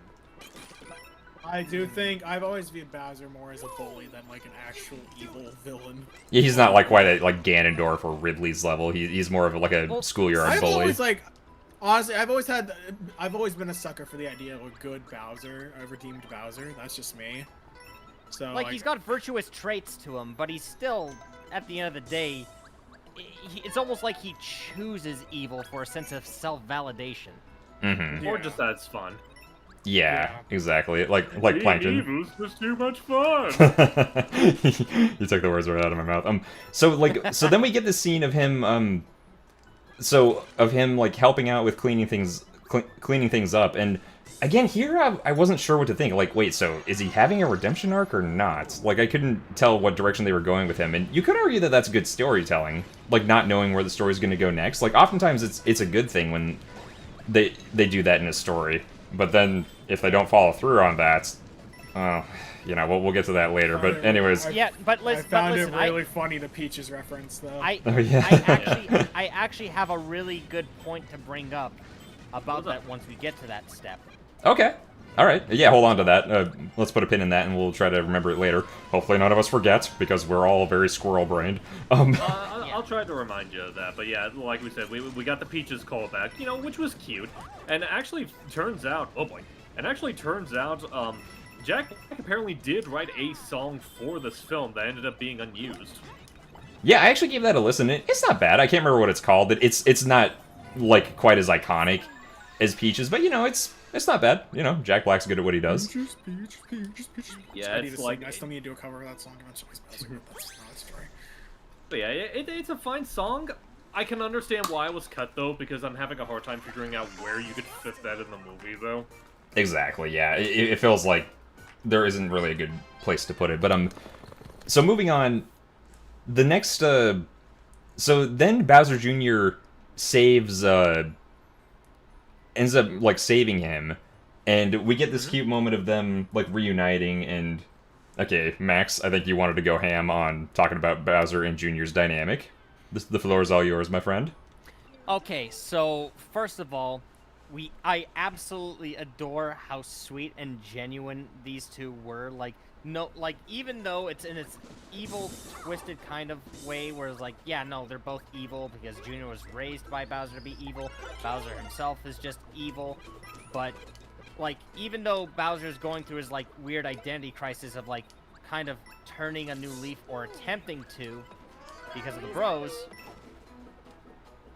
he's still genuinely proud of Bowser Jr., like, for, like, causing the mischief he did that got him expelled from boarding school and stuff like that. Being genuinely supportive and just thankful. It's like... Is anybody else bothered by the fact that they didn't show a quick shot of him getting expelled from boarding school? I just am legit curious what the heck this boarding school looked like and where it was. Probably just set it on fire. I guess. Yeah, that could be annoying, Junior. It's the fact that... But anyways, while I still have the floor for a little bit longer, so can I talk about that one scene? The puppet scene? What? The one with the, you know what kind of weapon? The super scope? Yeah. Oh, that's a bit farther in the story. We can't get to that. We gotta cover the puppet scene first. Well, yeah, no. Then like the short and sweet of it is like I love that, and it's just like, oh, the little puppet thing, that Bowser did for Junior when he was younger. That melted my heart. I love the way the puppet's animated.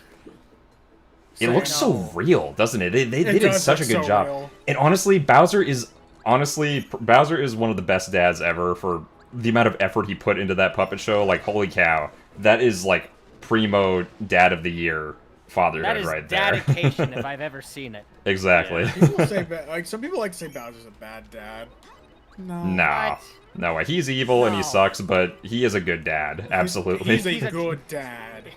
Yeah, say what you will about how evil and bullyish and brutish Bowser is. He loves his son. It shows. Absolutely. Like an extra mile for Junior. He's like Doofenshmirtz. Yeah.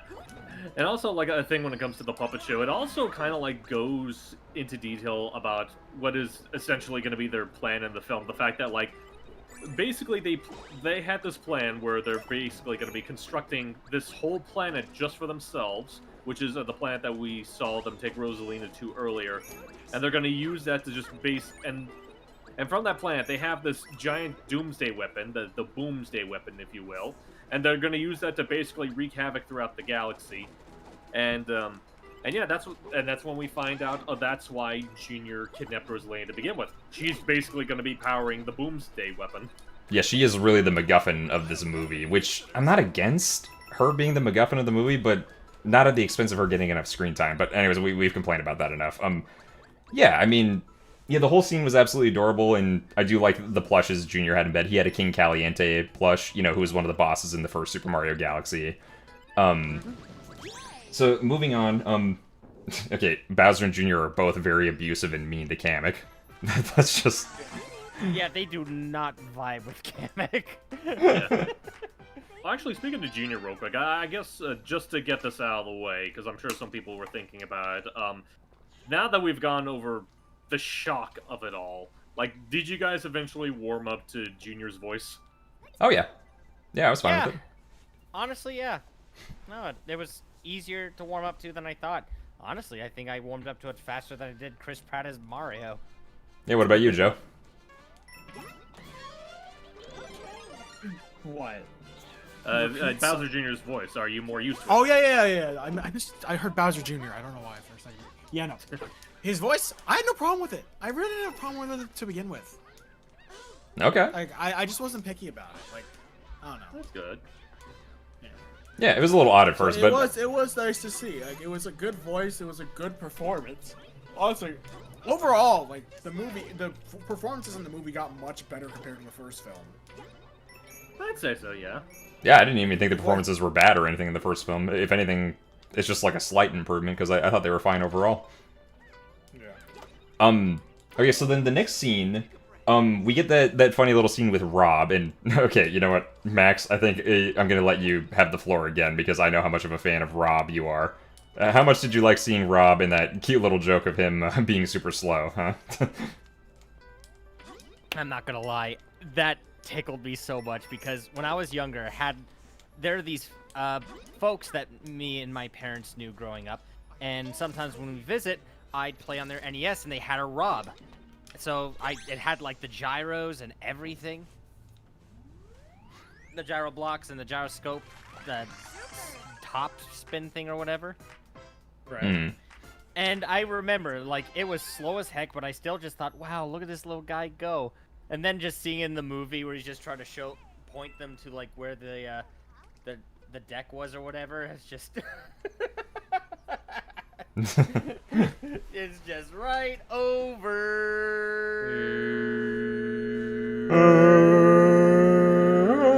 What, did we just become a barbershop quartet? Yeah, we did. Yeah, I will say, like, part of me thinks the joke was funny, but then part of me is also like, oh my god, we're doing this joke again. I've just heard that joke a million times where somebody does something really slow. I've just seen it so many times at this point that I'm just kind of sick of it, personally. But I mean, I guess knowing the inside joke on Rob, yeah, knowing the, like, how Rob was a slow toy, that does make it funnier. And then we get to see the Pikmin really quick, because they go to the flight deck, and, oh my god, my babies. For who's coming next? Can I actually have the floor for this one? Go ahead, Joe. So, unfortunately, he was revealed ahead of time. I think it would have been so much cooler if we saw him for the first time in the film. Yeah, I don't know what they were thinking. Maybe they were trying to get more Like butts in that- seats, but god. Yeah, but Fox McCloud's introduction, I adored. It was awesome.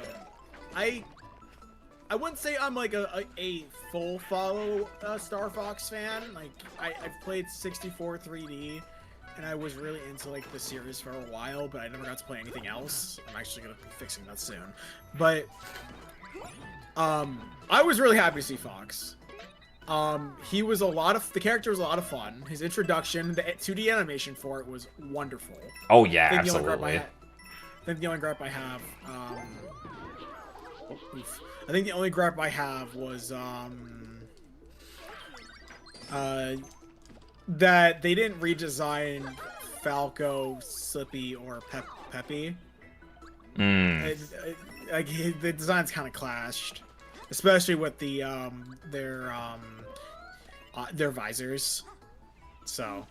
Well, I mean, to be fair, well, we see them like so briefly. Like, I don't think it really like, unless you're like a die-hard Star Fox fan, like I don't think it registered fast enough to be that big of a deal. I mean, that's fair, but honestly, the design's custom was, But firstly, really cool. It was just a really cool intro, and I'm really glad they did have Fox in this movie, and I'm excited to see they're definitely setting up a Star Fox movie with everything they had with that.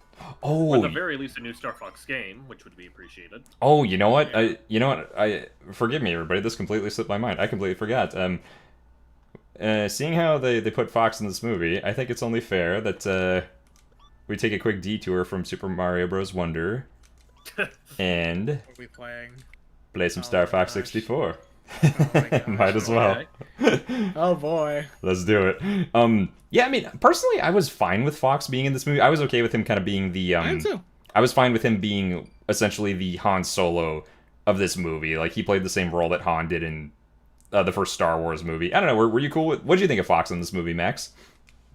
I mean, it was an unexpected inclusion, but it definitely worked for the kind of movie it was. It was all to be thanks to fair- Glenn Powell. Yeah, Yeah. no, it was a huge thanks to him. And, I mean, it was already one of... Star Fox was already one of Shiggy's brainchildren, as it was, so it's probably a nice excuse to bring him back into the limelight for a bit. And, I mean, you also see the theme where it's like Donkey Kong played a relatively prevalent role in the first movie, and then look, we got DK Bonanza. Oh. I think we might be due for more Star Fox content. Well, there is a And I think rumor. this is foreshadowing. There's a rumor about 2 new games. Yeah, let's not go too deep into it on the off chance it ends up being just a rumor. But yeah, honestly, that is the biggest reason why I'm okay with Fox being here, because like Star Fox is a franchise I think deserves much better than it got, and I'm hoping this film helps to turn things around for the franchise. Yeah, I've actually been playing. Sam. I've been replaying Star Fox Adventures recently, because of this movie. So yeah, no, I bet a lot of other people are really excited for Star Fox, some new Star Fox content right now. So now, in the next scene we see Mario, Luigi, and Yoshi flying towards the Gateway Galaxy on the what's it called, the Mandabug? I think. That flying beetle thing? I think that's what it's called. Yeah. Yeah, I Yeah. think they're man bugs. So here's another storytelling problem I have with it. We have Mario revealing that he feels insecure and that he doesn't feel like he deserves Peach. Like, he doesn't think Peach will go for a guy like him. And, of course, we get a cute little, like, moment where Luigi's like, you're gonna ask her on a date, and then you're gonna see if she has a friend for me. Totally foreshadowing a certain someone in the post-credit scene, which we'll get to later. Don't you worry. I feel like here, they could have given Mario more of a character arc in this story, and like they could have like with Mario and Peach's romance being more of a focus here, I feel like his insecurity could have been a source of internal conflict for him in this story, but they just didn't do that. Like, I feel like when they make it to the flight deck and they see Fox and Peach, first of all, the scene of Mario going for a handshake instead of a hug, like that was funny. Just seeing his friend's facepalm and be like, dude, seriously? That was funny, but They also are to go such on the fact of dorks. the matter of like them saying you're gonna ask her on a date. That didn't even happen. Yeah, it sure Although did. they were concerned with finding Rosalina first, I think. Yeah, there's a time and But place for these things. but they did say like when the next time you see her. Yeah, but I mean, to That's be fair, what I mean. Like, I think I understand. Then I think the line shouldn't even have been said to begin with. Is what I mean.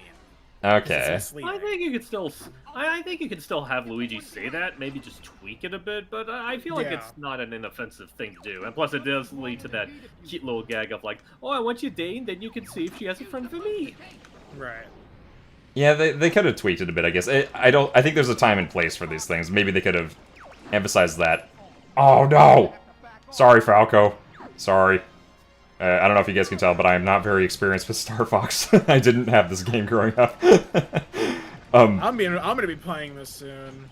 Really? on the Awesome. Channel. Okay, you'll do a much better job than me, I'm sure. But Oh, yeah, I don't know. It's been a while too. Oh, quick note. I just want to say, Scrapyard24C, thank you for the $5 donation. They said, rest in peace, Rick May, the voice of Peppy Hare, and the Team Fortress 2 soldier. Oh, yeah, 4 days ago was the anniversary of his passing. I actually knew him. I met him in person, and he taught me some voice acting tips. I took a few classes with him, and unfortunately, yeah, I was very sad the day he passed away. He was a really good guy. You know, that's actually kind of wild, considering that was the day I went to see the Mario Galaxy movie. Huh. Yeah. Rest in peace, Rick May. I hope you're barrel rolling up there in heaven. But anyways, Speed, you legend.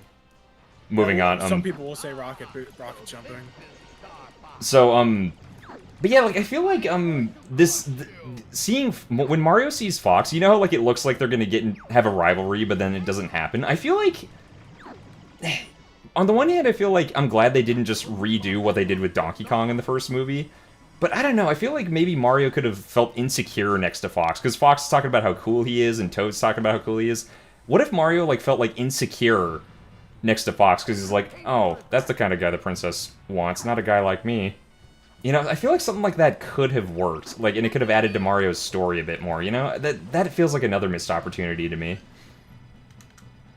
I don't know, you got any thoughts on that, Steve? I'm kind of. Oh, no, go Yeah, ahead. I'd be Just. fine with or without it, really. Yeah. I mean, in some ways, it almost feels like it would have been a predictable route. Would it have added more conflict that could add some engagement? Yes, but it just feels like something that's been... Like, you could argue every kind of one of those, like, conflict-inducing tropes is, like, done to death. You could make that argument for just about anything.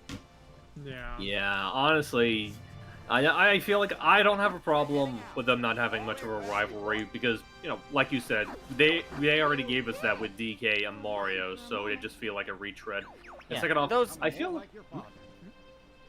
Go ahead, Max. No, you first, Steve. Sorry. and second off, honestly, I feel like there's really no, like, aside from the like insecurity thing that you guys mentioned. Like, I don't think there really is any reason for them to have beef with each other. Like, I don't know if I can even say the insecurity thing, because it's not like Peach ever showed any interest in Fox outside of like, oh, hey, you're a pilot, you can help us find Rosalina. Well, here's the thing. I'm not saying, like, Peach has to have a romantic interest in Fox, because, well, just setting the record straight, I'm not saying that's what I would have wanted to see. Like, because he's not human, and that would have been weird. But anyways, what I'm saying is, like, Mario could have just felt insecure, like, in front of Fox. Like, I don't think Fox would have needed to have any beef. They shouldn't have had beef with each other, but Mario could have felt insecure around him. I don't know. I feel like it could have done something for Mario's character arc, of which he has a very small one in this movie. I don't know. I'm just trying to think of something to make the story better here. And They didn't explore much with Mario. Like, they really at didn't. all. It really feels more like this was Peach's movie. Which, It 100% was Peach's movie. I'm gonna be so real. And again, I know we're not there yet, but Rosalina, I'm gonna say it again later. so This was just story fodder for Peach. Okay, but so moving on to the next scene. So they go flying out into space, and they have a quick dogfight with Bowser Jr.'s ship, and Bowser is, like, not sure about Jr. shooting him down, because he's like, oh wait, Jr., I got to know those guys. Can you just not... Can we not kill them? And then, he ends up getting out the Super Scope, and... Wait, Max, did you want to talk about this gun? I swear we talked about this earlier. You wanted to talk about the Super Scope and the whole baby gun? Well, see, the thing is, it's like... Hang on a second. Just got another super chat to put in the side for us for later. Also, keep in mind, we're an hour and a half in just about, so we're gonna have to figure out what we're doing with that and the super chats. Okay. Well, we're over halfway done with talking about the story of the movie, so we'll figure it out. Yeah, Okay, about, so like, to last keep it 20 to minutes keep of it the as movie, maybe 30. well, okay, to keep it brief to the best of my ability, I definitely like one thing I liked about the scene is just like instead of like Junior calling Bowser out for being like wussified or something outright for saying that he doesn't vibe with like killing them, even though Junior had no qualms about doing so. I like the fact that Junior is just like, all right, Papa, let's do it like this. Let's just turn them into babies instead. Instead of crying to their mamas. See, It's just like, I was gonna say, see, I feel the opposite, Max. I feel like, again, this could have been an opposite. They could have had some kind of father-son conflict here, because, you know, stories need conflict, and I feel like that could have, like, really, I don't know. I felt like some kind of conflict. For Bowser, Bowser If Jr., you- I don't think that was needed, so I have to disagree with you there. and here's the thing. Before I was like, you know, I was trying to say, a lot of what you see is Bowser Jr. not like giving his dad flack for not being evil, but sort of like gently nudging him back in the path of evil in a way that was like, you know, as twisted as it sounds in practice and on paper, it was actually very supportive. Like, he was being very gentle and supportive to his father and helping him get back to being his worst self. I see. Yeah. And I actually really like that. It was like an unexpected dynamic. It was like, oh, you would expect like the father to be a more abusive figure towards the child, but no, in this case, it was literally the child coercing the father back into villainy. And I honestly think that's such a cool twist to that dynamic and formula. I see. Okay. All right. That's an interesting take on it. Okay. I do agree. As much as like I've said earlier, I'm a sucker for like the idea of a redeemed Bowser. Do a barrel roll, but I'm a sucker for a redeemed Bowser. It's way too early to even attempt that idea. Yeah, see, the problem is, if they redeemed Bowser in this movie, then we wouldn't have gotten to see that awesome fight with him at the end of the movie, which we will talk about later. We will get to it. Yes. But anyways, let's... Oh, okay, go ahead, Steve.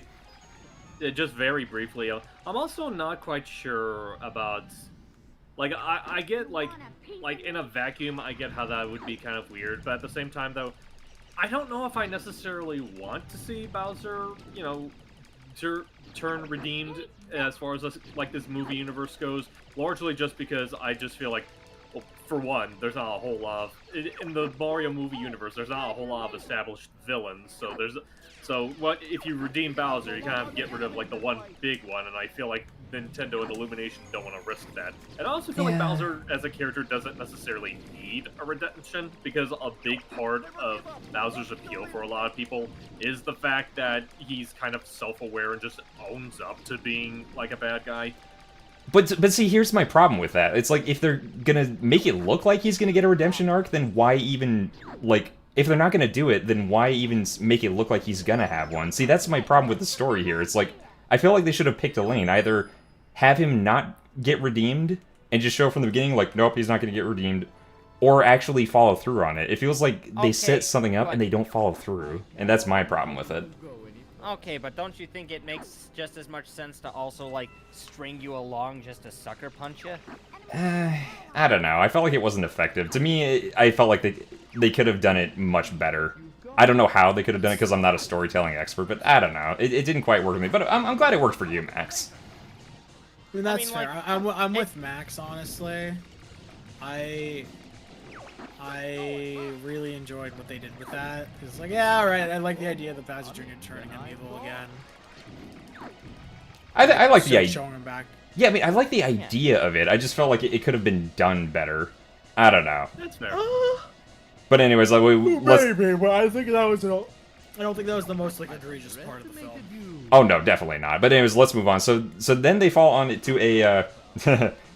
Notice how Star Fox is on a planet full of dinosaurs. In the next scene, almost like a dinosaur planet, like a certain game he was in, Star Fox Adventures, maybe, huh? quite a coincidence, huh? So then we get this scene where, like, so the bros are babies now because for some reason Bowser Jr. had a super scope that turned them into babies. He also had Flood. Yeah, oh yeah, he had Flood. Oh, that was so great. Oh, yeah, good times. Just them being turned into babies. I feel like a lot of it is just the fact that, like, hey, we have these baby models from the first film we didn't use a lot of. Why don't we just recycle them for this film? Well, what would our reason for that be? I'll just turn them to babies suddenly, which, funny thing is that, like, before the film came out, me and my friends speculated that it was actually Kamek that turned them into babies. With magic, but yeah, dude, me too. Same. That's what I was thinking was gonna happen because it makes, like, it kind of would fit the vibe with Mario World. Or Yoshi's Island, sorry, Yoshi's Island. Yeah, it just... I mean, the scene with the T-Rex is fun. It's a well-made scene, but just like Steve said, he thought the casino scene could have been taken out to replace it with, like, some legit character development. Like, I feel the same way about this scene. Like, it's a cool little nod to Yoshi's Island in Mario Odyssey, but I don't know, like, it definitely felt shoved in there. You know what I mean? Yeah, the T-Rex scene, I think, is, like, maybe not universally considered, but I think a lot of people can agree that, like, that one is, like, the most egregious scene that they could have cut out and nothing of big value would have been lost. I will say, like, what I would have replaced that scene with was, like, usually at this point in a story, when the characters are, like, at a low point and they don't know what they're gonna do to save the day, usually they sit around and they talk about their feelings, and I mean, technically, we get a little bit of that with Mario and Peach, where she's mad and stomping around. And side note, here's some relationship advice for you guys out there. Mario did a smart thing here. Instead of trying to fix Peach's problem and try to cheer her up, he just went along with it. Peach was in a hole because she was in a bad mood. He got in the hole with her to try and cheer her up. That was very cute. Just seeing them, like, kick rocks together. It's like, this is the... I have a bunch of mutuals that are, like, die-hard, like, Mario Peach shippers, and, like, so many of them were just delighted that seeing of them just kicking rocks together. Yeah. Just seeing Peach get mad and seeing her red face, that was super adorable. So then somehow Luigi is able to contact the Lumas with the radio, and then the Lumas come and save them because they just so happen to have a radio that was on. Very convenient, but, you know, whatever. Gotta keep the story moving along. So then... see, sorry, give me a sec. I will say, like, to continue what you guys were talking about earlier, with, like, how you really liked how Junior kind of coerces his dad into being evil again. The scene where like where Bowser addresses all of the minions, and he said, and like Junior's saying like, friends are bad and they'll just stab you in the back when you least expect it. And Bowser's like, where'd you hear that? From you. Wow, I am a good dad. I like that.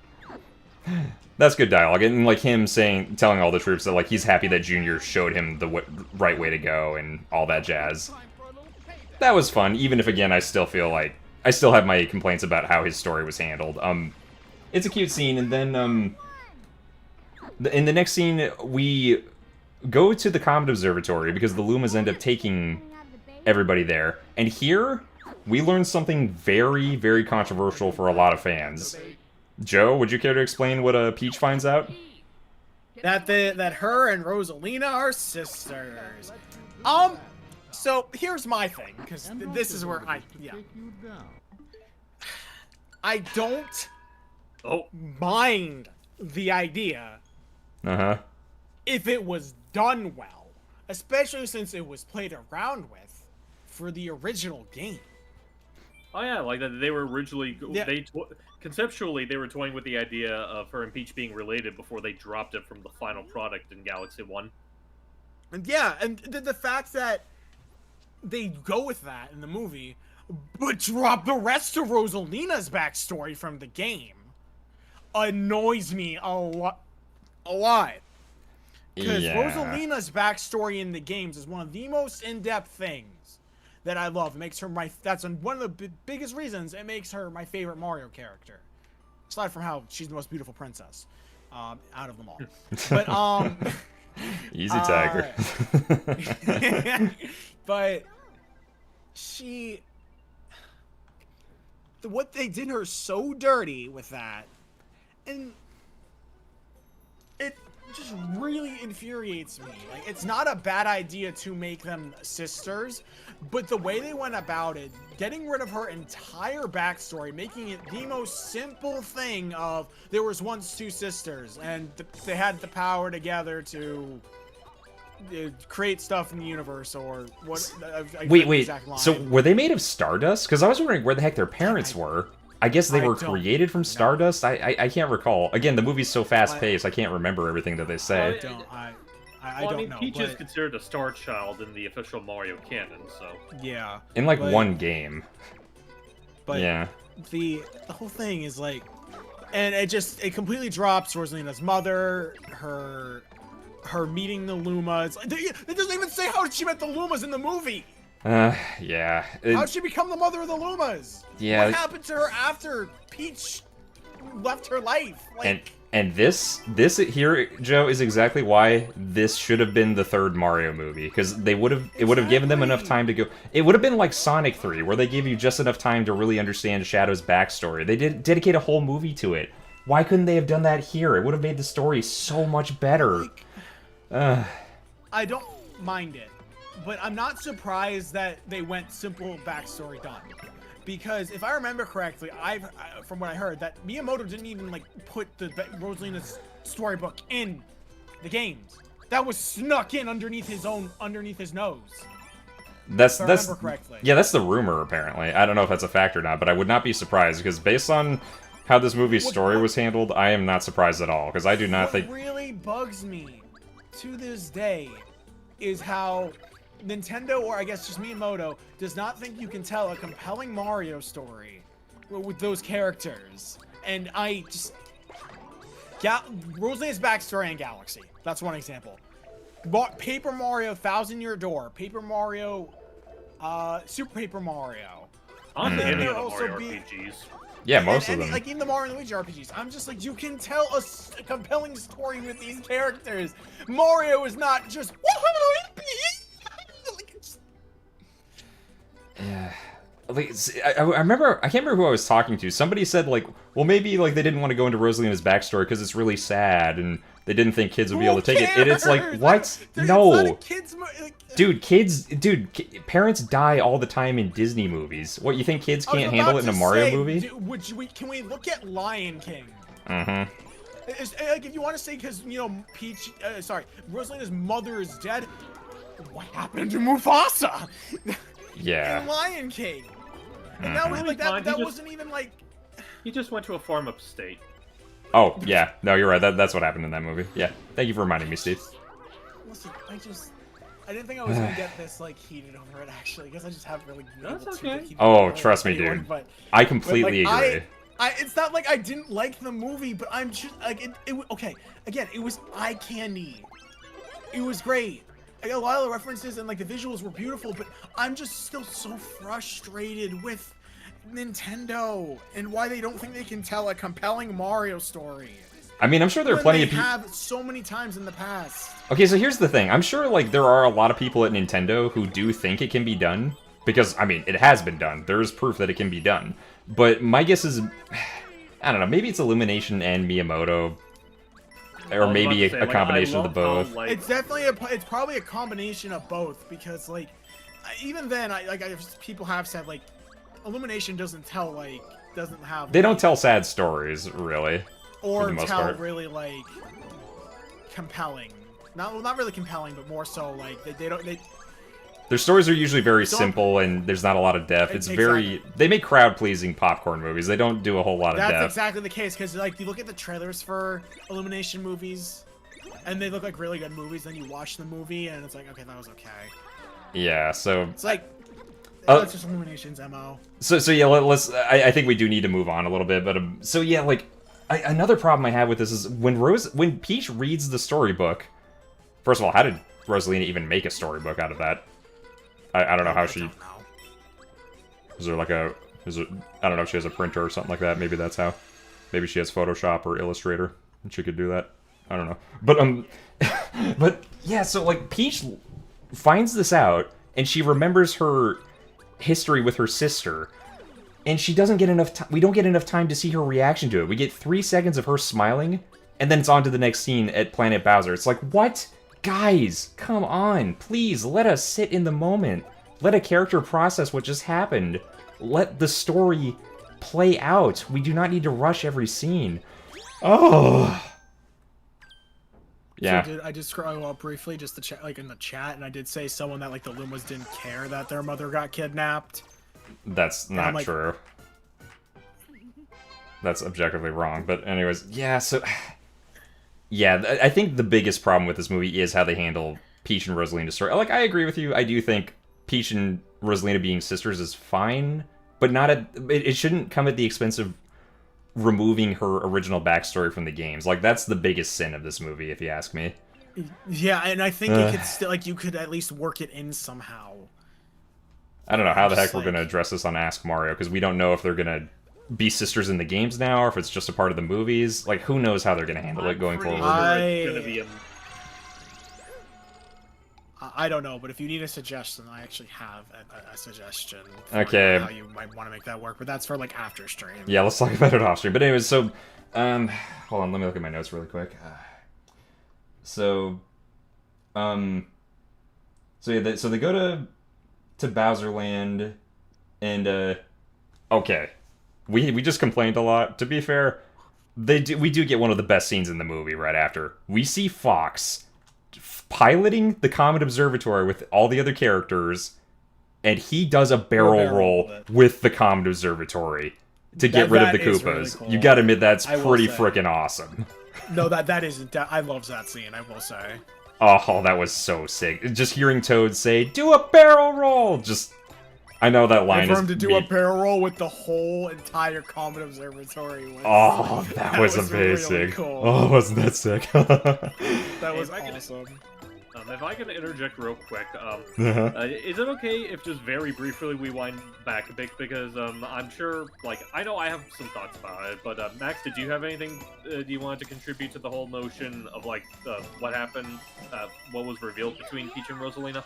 Oh yes, thank you, Steve. I don't know, anytime I even try to open my mouth, you guys beat me to the punch. Sorry. Man, okay. Is this what it feels like to be Rosalina in the movie? Well, I contribute nothing! Yippee! Listen, I'm sorry. I did get a little heated, but I am the Rosalita fan. He is the Rosalita fanboy. You think the Rosalita fanboy got a little heated? Give the man a cigar for stating the obvious. You know what? We joke.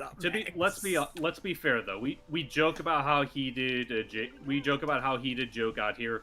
He still conducted himself better than Jason probably would have if he was here. Let's not beat around the bush. Oh, that poor man. Let's not get into it. Yeah, let's not. Okay, so Max, do you have any thoughts on that before we go on to the next scene where they storm the planet? Oh, well, you know what? I do admit the dogfight segment where they were just plowing through all the airships was pretty wicked.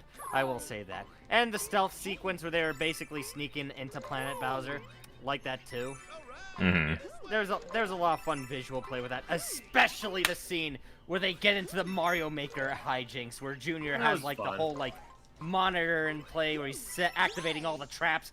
Mario and Peach are just narrowly avoiding every little aspect of danger. It was just super cool, and that awesome cool bit at the end with the wall of thwomps and the bob-ombs charging them into a lava pit. But then they jump into the lava pit, hold on to the parasol, wait for the bob-ombs to fall in, and then with the explosion, they ride the gust of the explosion over the wall of thwomps and make it to the castle bridge.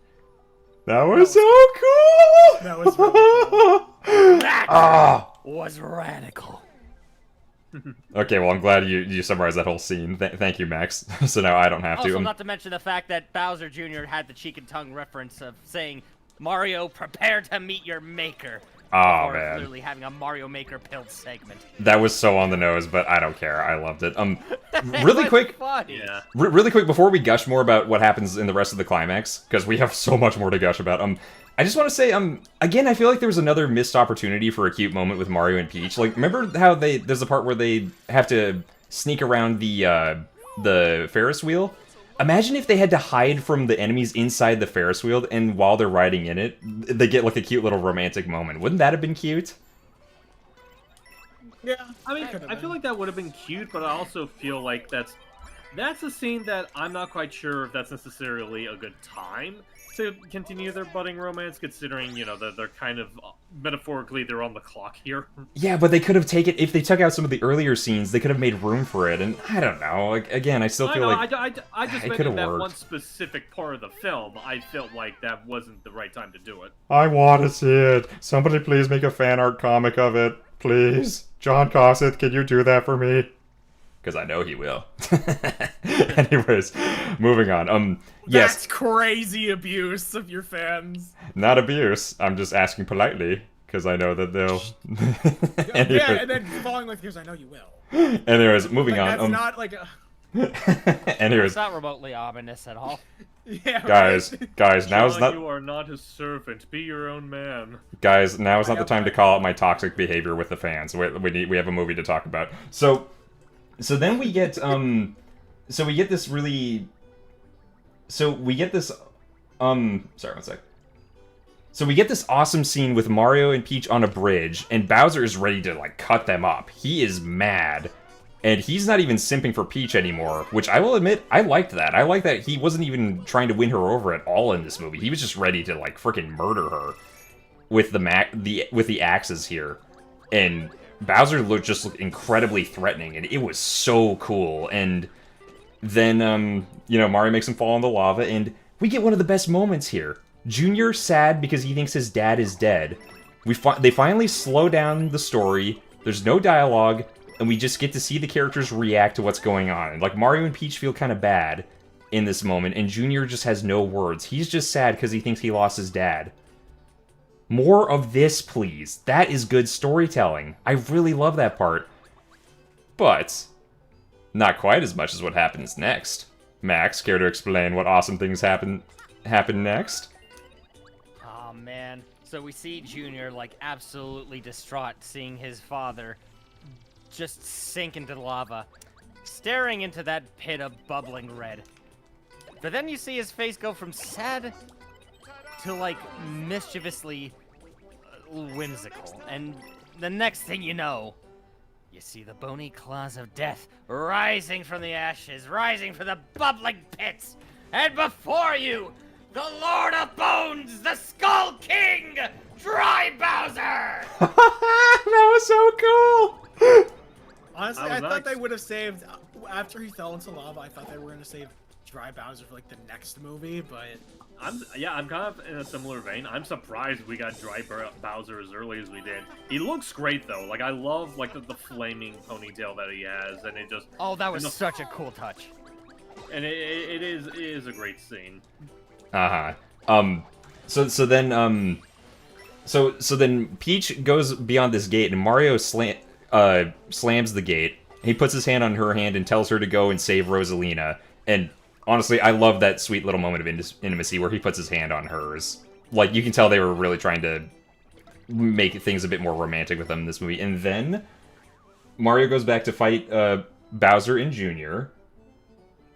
And Luigi and Yoshi show up, and you gotta love Luigi and Yoshi's like pose they make. They do a little aura farming, and Yoshi's like, Yoshi, Yoshi.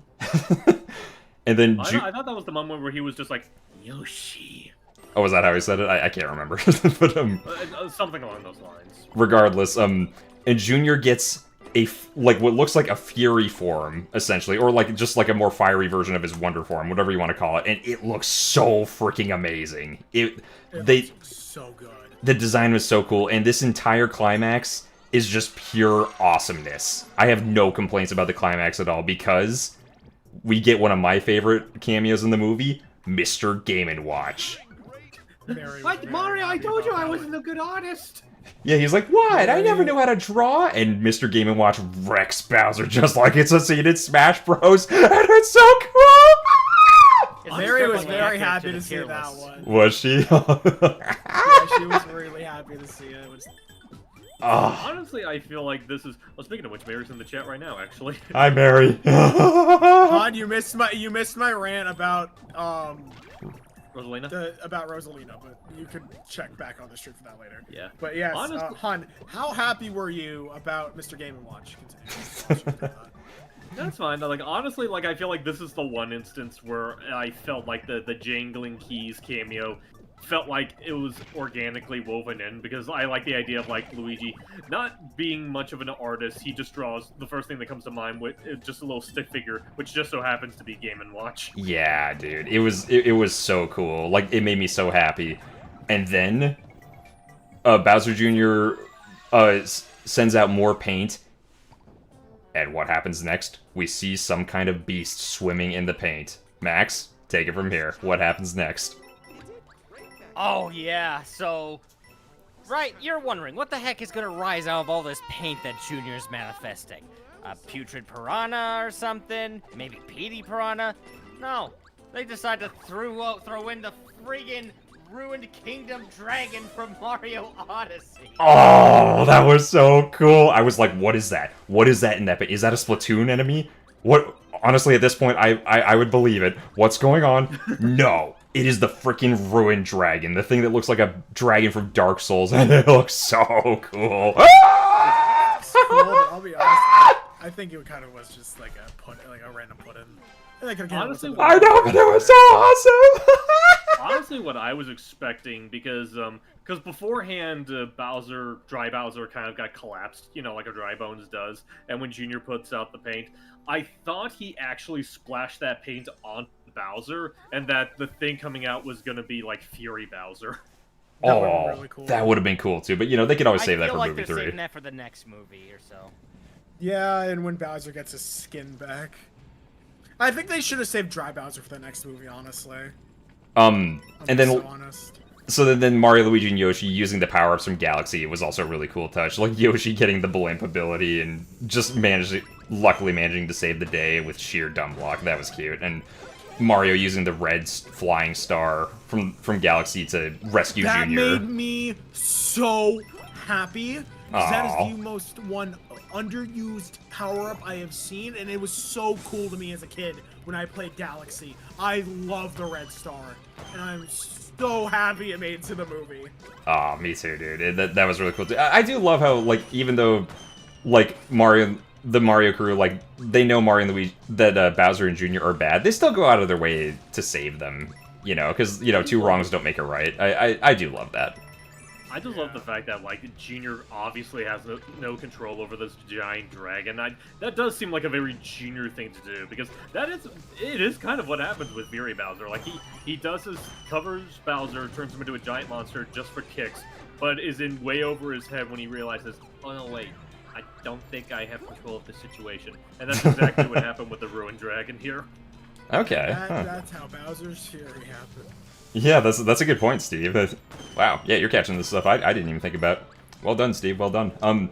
So while all this amazing awesomeness is happening, I'm gonna be rewatching the movie just for that climax alone. Holy crap. Peach is going to save Rosalina, who's trapped in this thing, and she figures out that in order to save her, they need to press their hands to the glass like it's Star Trek 2. You know, with the scene where Spock sacrifices himself. Oh, spoilers for those of you who've never seen that movie. And then somehow they use their star dust powers to shatter the glass and destroy the Boomsday weapon and save the day, and then Peach and Rosalina reunite as sisters, and I don't think they even say a word to each other. They're just, like, happy to see each other, and that's about it. But it's, you know, it's really beautiful and sweet and cool. Yeah. I will say, though... And the touching part is that the Lumas wanted to actually visit the castle, which, when they showed up, what castle? The castle kinda died. Died. Yeah, Actually, Actually, real quick... Go ahead, Steve. Sorry, just real quick. Just going back to that bit of, like, oh, they hold hands, they save the planet, then they embrace. That was something I was going to bring up, what I wanted to bring up during the big Rosalina talk that kind of got, like, buried under Joe's rant. Not for nothing, Joe. A lot of your points are absolutely valid. My takeaway from this, and I feel like this scene kind of, like, encapsulates it, is the fact that, like, I don't have a problem with them making Rosalina and Peach sisters. Like, as far as, like, an adaptational thing, because I'm pretty sure they're going to keep this to just the movies, I don't mind them changing it to be, you know, just them being sisters and, you know, being separated and whatnot. I have a problem with the fact that, like, if you're going to make this a thing, I feel like they should have given us more time to actually, you know, see them, you know, be sisterly with each other, to show, like, how this bond means to each other, so when they finally have that moment of them being reunited, you actually do feel something about that, you know? Yeah. That's like what the first film did. Like, they established right away that Mario and Luigi care for each other as brothers. Mario would do anything to rescue his brother, and that's what made them being reunited at the end so heartwarming. The fact that, like, they established it and, like, it felt earned. Like, that reaction of them just embracing, saying, like, nothing will keep us apart, that earned. You don't really get anything like that between Peach and Rosalina in this film. And here's the thing, like, I think, like, sorry, go ahead. I think, like, the reason why that's a problem is because, like, they wanted to save the surprise for the end that they're sisters, but I don't know, I would have rather Peach finds out early on that they're sisters, or she remembers or something, so that way we get more flashbacks of them together, so that way we do get to see some scenes of them being sisters. Like, I would have taken that over the surprise reveal any day, because it would have allowed for more character interaction. Then again, who knows if Miyamoto would have approved of it. Again, that's why I have problems with, like she only has 10 minutes. Someone calculated the actual number, 10 minutes and 48 seconds of screen time when it's the Galaxy movie. Yeah. Rosalina was basically just story fodder for Peach. Yeah. Again, I hope you guys appreciate this. I'm giving you guys more Rosalina on screen than the freaking Mario Galaxy movie did. I am a freaking small-time YouTuber, and I was able to give you guys more Rosalina than... Okay, Honestly, anyways. I think I remember someone made the joke about how, like, no guys, what are you talking about? This is perfectly accurate to how she was in Galaxy 2.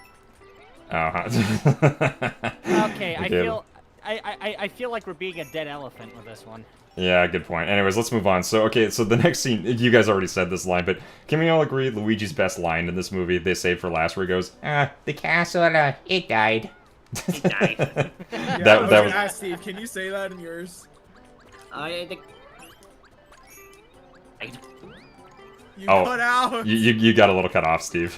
Oh, that's sorry. Like, The castle, it died. I will say that was a really good delivery from Charlie Day. Oh, and side note, I forgot to mention earlier, so they played the Gusty Garden Galaxy song during the battle with Bowser and Jr., and that was a great touch. Because, I mean, of course they're going to do that. It's the Gusty Garden Galaxy song. It's one of the best themes in all of the Mario games in general. So they do a weird scene where like everything goes 16-bit when they repair the castle. I don't know, Max. What did you think of that? You know, it was a cute little touch, but it just made me think even more and more. They should have just made this a Super Mario World movie instead of trying to cram like essences of like World, Odyssey, and Galaxy in one stinking movie. They even play the Super Mario World theme song, ending credits music in the credits for this movie. It's like they wanted to do both in one movie, but it ended up suffering as a result. Castle theme included. Yeah. That's like, yeah, exactly. That's the biggest problem. Uh-huh.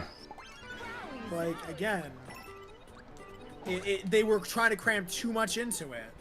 Yeah, it's like this is it's the Spider-Man 3 of video game movies. Which is kind of ironic because it's kind of like us trying to cram all this discussion about a movie in a 2-hour stream.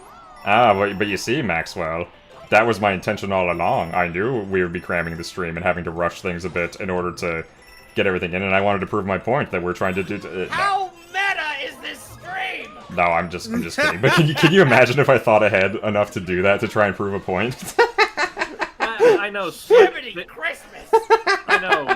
Seriously, slick thinking. That really is a big grasp. Oh, Yeah, hush you. That would be the plot twist from M. Night Shyamalan that I could not believe for the life of me. Anyways, but yeah, so then we get a quick moment where Peach gives Mario a kiss, which was very cute, and that he uses the cape power-up from Mario World. Again, something from Mario World. This should have been a Mario World movie. Save Galaxy for later. They just had to freaking... So, Mario puts the flag on top of the castle, and then we get a really good credit sequence where it's all done with puppets, which was really freaking adorable. Great job with that. I loved it. And the music at the end is absolutely wonderful. I assume there's no arguments there, right? Yeah. Then we get a mid-credit scene, and then we get a post-credit scene. So the mid-credit scene, we see Fox, what happens to Fox. Apparently Rosalina was able to fix his, I guess his G diffuser or something. Something on his ship. Yeah, basically the thing that helps him to travel between worlds. Yeah, so, but hold on, that brings up even more questions. If Rosalina is smart enough to do that, and she knew where Peach was, because she had a freaking storybook about her and knew about their story and where she was, why didn't she go to visit Peach? Couldn't she have flown the observatory there, or done something to get there? Huh? I don't know. Why couldn't she have gone to go find her sister? Why? They didn't explain it. Ah. See what I mean when this movie has story problems? There are so many plot holes and story problems. Well, I mean, to be fair, I feel like that's something that could also apply to, like, Rosalina in the game universe. Because, like, if she's able to travel, why couldn't she have, like, traveled to find her family? Oh, well. Yeah, I guess. I mean, I guess. I mean, she decided to stay with the Lumas, and her mother was dead, so. Huh. I guess that's a whole other subject, but yeah. Anyways, the mid-credit scene is cute because we, even though they pretty much gave it away in the final trailer. The last trailer. I mean, Max, did you like what we heard of Lumily? Because I certainly liked the new lines that we got. It was absolutely hilarious. The fact that Lumily, who apparently Lumily is a girl. I thought Lumily was a boy for some reason. The fact that Lumily can terrify Bowser and Jr., it makes all the more sense why he was in jail in Bowser's floating ship in the first movie. Like, Bowser's probably terrified. Lumily is a girl, but you keep misgendering the Luma. That's crazy. I'm sorry. It's just old habits die hard.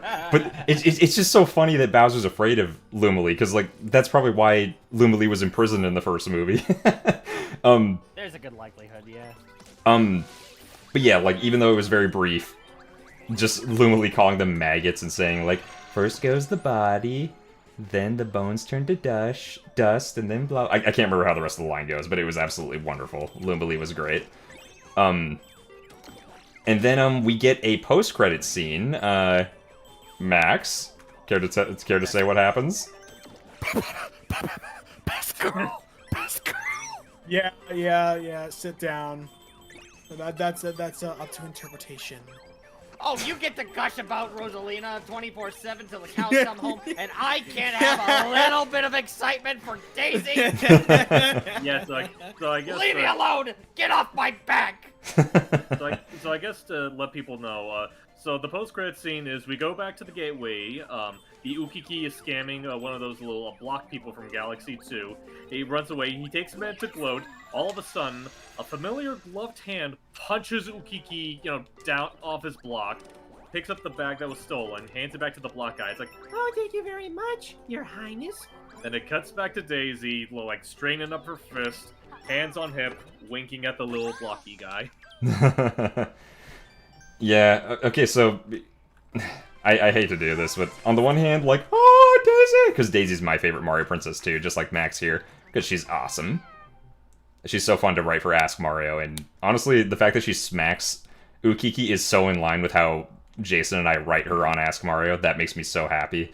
But on the other hand, even though she looks awesome and I'm excited to see her, given all the story problems we had with this movie, honestly, I don't have a whole lot of hope that they're going to do her as much justice as we'd like, just like they failed to do so with Rosalina in this movie. So part of me is worried. Let's be honest. No, my worry is that she's going to get more screen time than Rosalina in her movie. Yeah. Yeah, because that's the thing. Like, we're only as vitriolic about Rosalina as she is because she's just like a much more, compared to a lot of the other Mario characters, she's a much more developed character, has like a solid backstory that a lot of people like, and this film disregards it. Daisy, much as we love her, she doesn't have that much going for her by comparison to Rosalina. So really, is there like a whole lot to mess up? Okay, but listen and listen close, okay? Rosalina was already in the back burner throughout the entirety of the Galaxy games, aside from, like, a couple prevalent cutscenes. I'm sorry, I was just losing my cool a little bit there, but, like... you're fine, Max, like, you're fine. I just feel like... I feel like everyone set their hopes up a little too high for how much Rosalina actually had as far as, like, a prevalence in the story she's in. Does she have good lore and depth? Yes. But was she prevalent in her debut game? No. Maybe not, but I mean, know. but her backstory is like one of the most memorable things about that game. Backstory. They have backstories for characters in games that are elaborate in depth, but the characters themselves never appear. Look at Ratman from Portal. Okay. I mean, that is true. Like, let's be honest. Like, the storybook does do a lot of the heavy lifting when it comes to Rosalina's appeal. I mean, it is an optional part of the game. You can finish Galaxy and never see that storybook, but still, like, I don't know, man. Like, I do think like Daisy should have been introduced first in a Super Mario World movie. Like, they could have stopped by Sarasa Land to pick up Daisy, or she could have been in Dinosaur Land on vacation or something, and she could have met Luigi, and Mario and Luigi could have both had like a romantic subplot trying to get with the princesses of their choice, and I don't know. Like, I feel like it would have been much better to save Rosalina for third, and so we could have really done her backstory justice. Yeah. I agree. I mean, that's fair. I guess the point I was initially making is the fact that, like, again, because Rosalina has the backstory, has so much for her, by the standards of a Mario character, has a lot going for her, why we feel especially critical about the way this movie's treated her. Yeah. Daisy doesn't quite have that much going for her, outside of, like, having a very fun, spunky personality. Like, there's no lore to mess up with her, so I feel like we don't have to worry as much about how they handle her compared to how much someone would fear about Rosalina being handled. True, but that is a very good point, Steve. So that's not something we have to worry about, but there is one thing I am concerned about. The fact that Movie Peach is very similar to how Daisy is in the games, you could argue. So how are they going to differentiate Movie Peach and Daisy in Movie Daisy? Honestly, like, I think the only thing you could really say they share in common is, like, a sense of proactiveness. In terms of, like, personality, like, I feel like the Movie Peach is a bit more stoic by comparison to Daisy, but the whole notion of, like, oh, how are they going to make Daisy more distinct? I think the easiest way you could do it, and I think this is a very easy expectation since a lot of people love doing this with Daisy, just kind of make her, like, an adrenaline junkie gremlin. Like, just make her, like, much more of a, maybe not a crass character, but definitely more blunt, down-to-earth compared to, like, Peach. Like, say, for example, like, So make her like Ask Mario Daisy, essentially. I would have no problem with that. Yeah, it's like, you know, if Movie Peach greets someone, she's like, "Hello there, thank you for coming to our kingdom. It's nice to meet you." Daisy would just straight up be like, "Yo, what's up?" Uh-huh. Yeah. Just get the woman who played Della Duck in DuckTales to voice her, Kristen Wiig or something like that. I don't know. I don't know, Max. What do you think? How do you think they should handle her in the next movie? Like, do you have like a voice actress in mind, or can you think of any ways to differentiate her from Movie Peach? Well, I mean, for one thing, I kind of like the idea of her just like, I feel like Peach definitely has like the air of like having to keep up an image. Daisy's not really fussed about that kind of thing, I feel, in contrast. Like, she would have, like, her tomboy energy, but still, like, be in tune with her femininity. Yeah. And like, I don't think, I think there's a lot with Daisy you could do to make her stand out, especially in a setting like this, where she has the room to, like, show off more of her personality. It can be done. Like, I can't narrow down specifics, but I'm hopeful that they can stick to the guns with something that doesn't stick to the handle. I'm sure they can. Okay. Try. You know what? Just for you, Max. Since we're nearing the end of the stream, I'm gonna switch to Daisy now for the rest of the stream. Sounds like a plan. If I may, we should we finished like discussing like the plot of the movie. How many super chats have we missed? Let's see. 1, Oh, 2, boy. 3, 4, 5, 6, 7, 8, 9, 10, 11, 12, 13, 14, 15, 16, 17, 18, 19, 20. We are sitting at exactly 20 super chats, so play me some music. We We're doing a might lightning want round. to get Hit me with the Super cracking Mario. on that. Somebody Wait. hit me with the Super Mario 3D World like bonus game music. Bum, Oh. bum, bum, bum. Yeah, apologies to everyone that was getting antsy about the super chats. We just had a lot to say about the movie. We're gonna get to you, we promise. Yeah, I Okay. almost wanted to slap all of your mouths with duct tape, but I digress. Okay. Yeah, right as we say that, we got our 21. Go ahead, Max. Oh,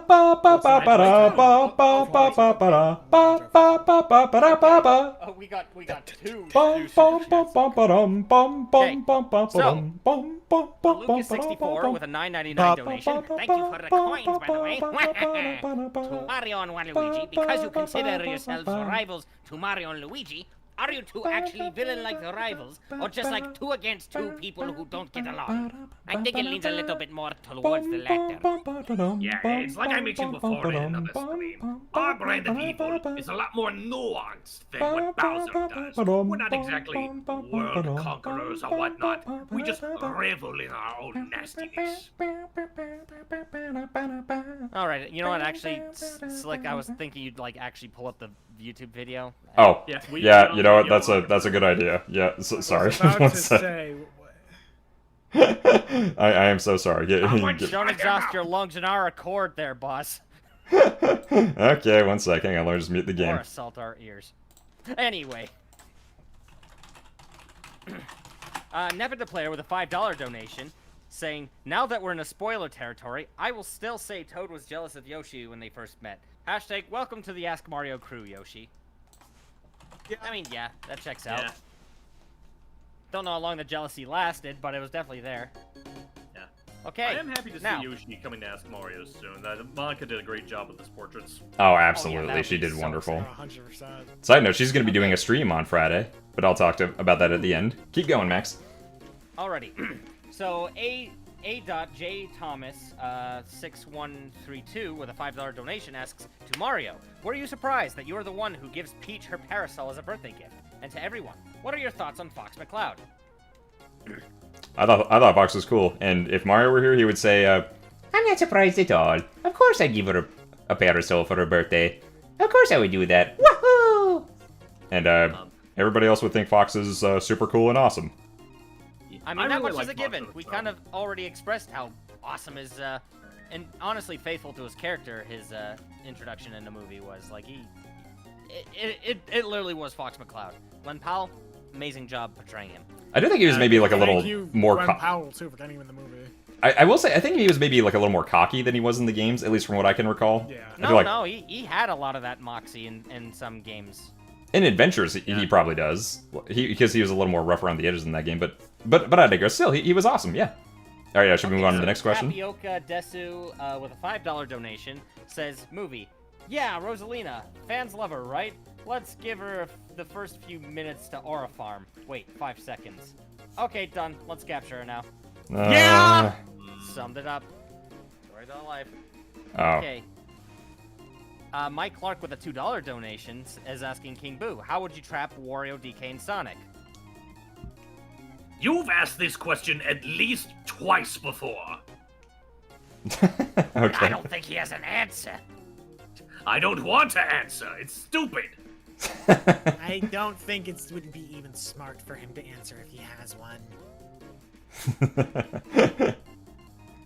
Because then, well, it's caught in 4K, so they'll see it coming. Monica ND with a $2.79 Canadian dollar donation. Hi, Monica. Thank you, Monica. They're saying, sing your life story within 30 seconds. I don't know how. Wait, say our life story in 30 seconds? Sing. She wants us to sing our life story within 30 seconds. Okay, Give me a second so I can get a timer on my end. What, are you actually? Hey, she asked and paid money for it. I might as well. Are you gonna sing it to the tune of this Mario 3D World slot music? Oh, no, I'm just gonna do it to my own thing. Give me a second. All right. Well, I'm just a boy from Tennessee who loves cartoons and loves to be a voice actor and also likes to draw. It's up for debate whether I'm good in any of that, but a lot of people seem to think that I am. I hope everyone enjoys my presence in these streams, and just whenever I do anything, be sure to check out Tales of Annualia, because me and Jordan worked really hard on it. And also check out Counter of Aria, because Max worked very hard on it. Have yourself a good day. I was about to accuse you of shameless self-promotion, but then you very kindly promoted one of somebody else's stuff in here, so you're a sweetheart, Steve.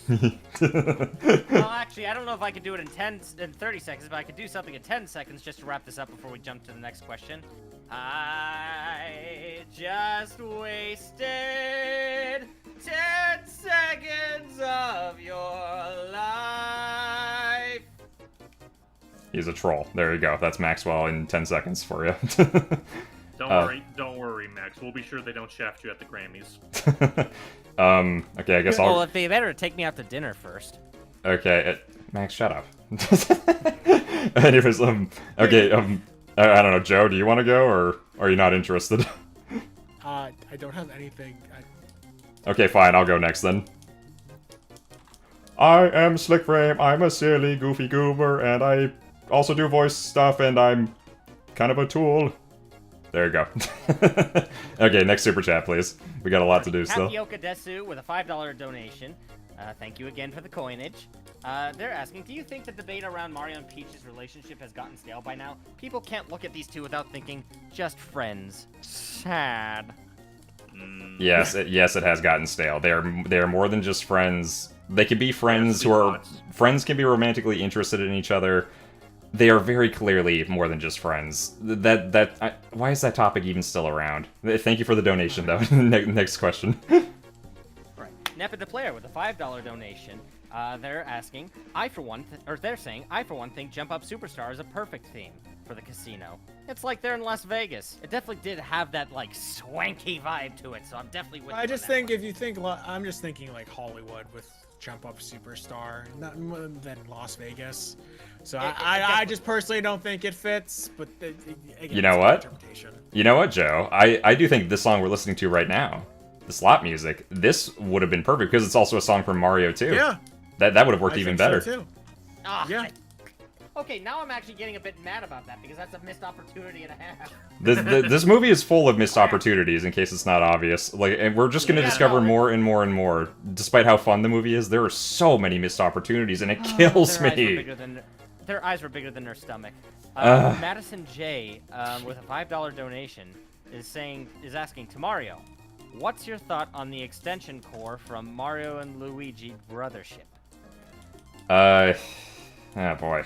I don't remember. Sorry, it's hard for me to improv something when I don't remember the characters very well in the game. I don't know, Steve. You're a do bunch you... of freaks. Okay, there you go. Thank you, Steve. I appreciate it. Okay, so Ollie Show 2864 with a $5 donation asks to everyone, since Fox has gotten his debut in the Mario Galaxy movie, wonder if there's any luck on a Star Fox movie. P.S. Huge fan of Slick and Hyper. Aw, thank you. Thank you. Honestly, I feel like I don't know if a Star Fox movie might come anytime soon. I'm definitely hoping for a new Star Fox game at the very least.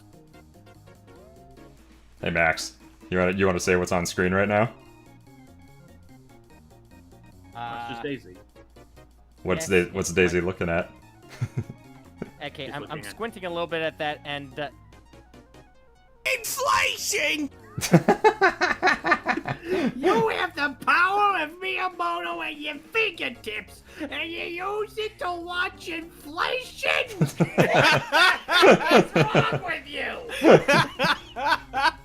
Okay, next question, please. Next super chat. Thank you. Madison J with a $10 donation is asking to everyone if a Mario mod that add Hyrule Breath of the Wild to Mario Odyssey. I guess. Also, there are custom boss fights with every Breath of the Wild boss. but Are Ganon you has a saying Dismas that story. exists? Like, I think he's Are- asking. I think he's asking if we would like that to exist. Also, I'm just peering ahead real quick. He asked this question, I think, twice in super chat form. Oh, well, I mean, I don't think Mario and Zelda need to do a crossover, but I don't know. In a silly way, I'm sure it could be cool. Well, But what It's happened? not But Discord made crossover, me it's die a like a- violent death. yes, it did. Yeah. But yeah, it's like it's not even a crossover. He's just saying like a mod of Breath of the Wild to put in Mario locations and whatnot. Yeah, I don't know if that was a hypothetical or you're just stating it exists, but we'll look into it, I guess. okay, next super chat, please. Tarek Thomas, 1130 with a 5, I believe that's 5 pounds. Thank you, by the way, for the coinage. They're saying my only gripe is that the plumbers should be honest and say that the destruction of the castle was Bowser Jr.'s doing, in my opinion, honestly. I mean, on the one hand, maybe they should have, but maybe it was also kind of implied and gathered from the events that transpired. Also, we wouldn't have gotten the hilarious scene of Luigi Max, saying I think the you castle jumped died. over a few. Did I jump over a few? Yeah, No, I because didn't. because that- Madison that sent was- that one more than once. Okay, Yeah, you know... that's Okay, yeah, no, that's what confused me. Good grief. right. But honestly, I feel like I don't think anything would have really changed. To be honest, like you still could have had that established while still keeping that line. Like it's not like they ever like said. It's not like they ever like took blame for anything. Yeah, I'm sure they told Peach and Rosalina about it off screen. You know, it's one of those things where it's like you know the characters are gonna figure out the truth eventually. It's whatevs. Yeah. Thank you for the super chat though. Thank you very much. MLP Solar Dash with a $5 donation. Thank you for the coins once again. You're number one. They're saying I'm back, but my fave cameo was the Pikmin. As an avid Pikmin fan, seeing them on the big screen was awesome. Woo! Max, My man! Max, go ahead and I gush agree for a with bit. you on that. That is definitely one of my favorites. Definitely made me happy to see them. Yeah, Miyamoto loves his I don't know. Pikmin. Oh I'm yeah, just thinking- no, like to an unhealthy extent, but I can relate. I wish he loved Rosalina's backstory as much as he loved the Pikmin. This man does not like. This is just further proof that He doesn't like story, period. I'm This just is- gonna be so honest. Hey, I know- Every other Mario game we have. people get so defensive of Miyamoto to say like, no, he doesn't hate story. It's like, dude, this movie is proof that he does not care about putting stories in any of his projects. He doesn't care about. You know what? Uh, If I could like Is he jokingly bad at play. s- Is he bad at story? Maybe. Is he bad at characters? Not really, no. I think Olimar is actually one of his best written characters. I was about to say, just going real quick, like jokingly playing devil's advocate, but to go back to Pikmin, I'll have you know that like Pikmin is Captain Olimar is, believe it or not, one of the most developed protagonists in Nintendo history, and that's a Shiggy-made character. So I feel like the whole notion of him despising stories is a little bit more gray than people give him credit for. Oh, absolutely. But I mean, did Shigeru Miyamoto write the dialogue in Pikmin? My guess is he got somebody else to, and he just approved of it. I don't know. Well, still the notion of, like, if he was against Olamore's characterization and backstory, he could have gotten rid of it, but it's still there in the game. Yeah, I don't know, man. There's so many... I think it is great. Like, again, I don't hate Shigeru Miyamoto or anything like that, because for one, I don't know the guy, and I absolutely appreciate all the amazing contributions he's made to gaming and all of the great decisions he's made. Yeah, just stuff like this. Again, I don't even know if it was his decision to not include Rosalina's backstory. I don't know. We don't know for sure, but anyways, I could go on for hours about this. Please, next super chat, Max. Thank you. Alrighty, cool. Okay, so we got one from John Koseth with a $9.99 donation. Thank you, by the way. They're saying, it also had a bit that made me laugh after that bit. Bowser Jr.'s twisted words about friends and how he learned it from Bowser, causing the latter going, "Wow, I'm a great dad." Oh yeah, I mentioned that earlier. I'm a great dad. Yeah, Junior and Bowser were, I think we can all agree, they were one of the highlights of the movie for sure. They were great. Oh, absolutely. 100%. Story problems, in my opinion, aside. Yeah, but yeah, okay. Moving on, please. Madison J with a $2 donation. Thank you for the coins. They're just saying, guys, you missed some of my super chats. Don't worry. We got you covered, friendo. We're working on it. Yeah. John Koseth with a $1.99 donation. No one takes this from my boy. Quote from Bowser. Oh, I love yeah. how he was standing up for his son, trying to make his big day that much more special by making sure it goes as it should. Nobody's gonna take away mass genocide from my boy. Because they were gonna friggin' kill everybody in the universe and just have... I don't think they properly gave enough time to really explain how messed up their goal was. They were planning to destroy the universe and kill everybody, so Planet Bowser would be the only planet left. Like, what? That is straight up... You cannot defend that.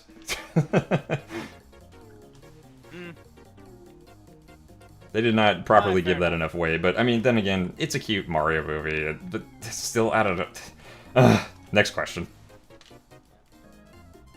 So, Kumaraguru Saravanan with a $4.99 donation. Thank you again for the coins. They're saying, hopefully Chrissy Fit voices Princess Daisy in the next Super Mario Bros. Movie. I can see it. I think I can see it.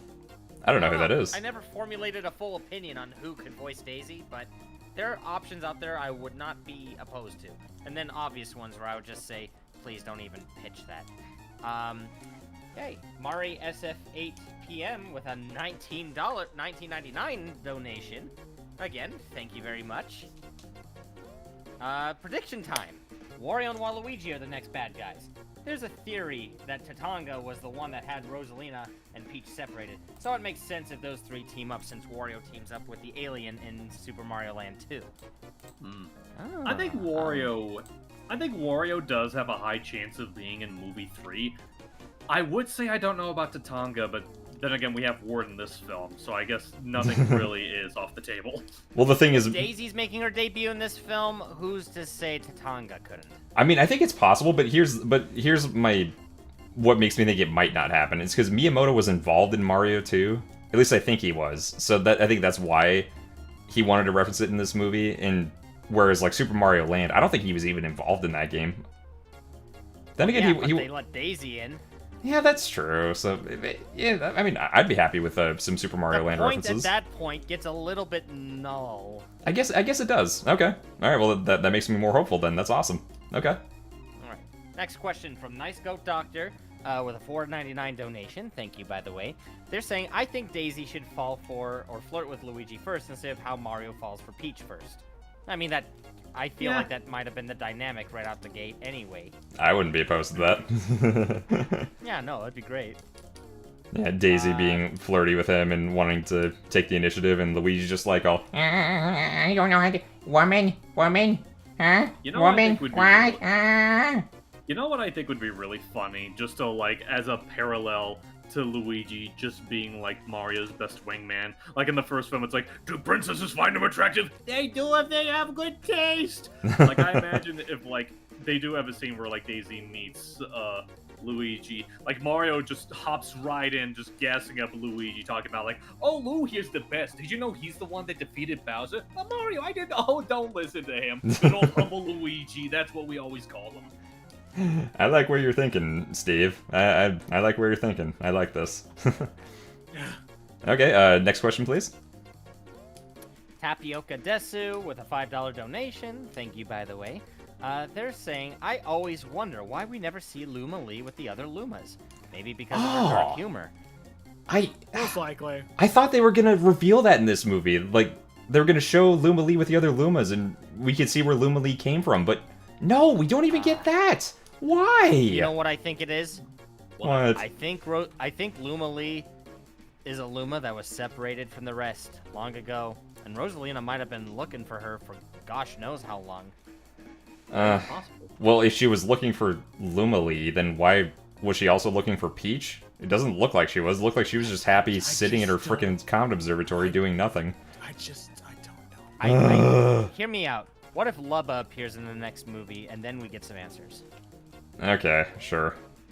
I'd be fine with Lubba being in the next one. They might as well take more inspiration from Galaxy 2 in that case. Okay. Alright. And I think we're. Oh wait, no, I almost. We got a thought couple we of were on other our last ones. one, and then we got two more. Okay, so GBC Luigi, with a $5 donation, is saying Wario and Waluigi, you two were great in the season 3 marathon. Any plans to hijack Ask Mario and rename it Ask Wario? I got Slick Studios studio keys. Shh. Don't give away the spoilers. Shh. Shut up. Yeah, I will not be letting that happen. Especially after what they did in the dressing room, leaving that rotten piece of garlic. Yeah, no thanks. Stay in the matter. Okay, sure. Okay, next question.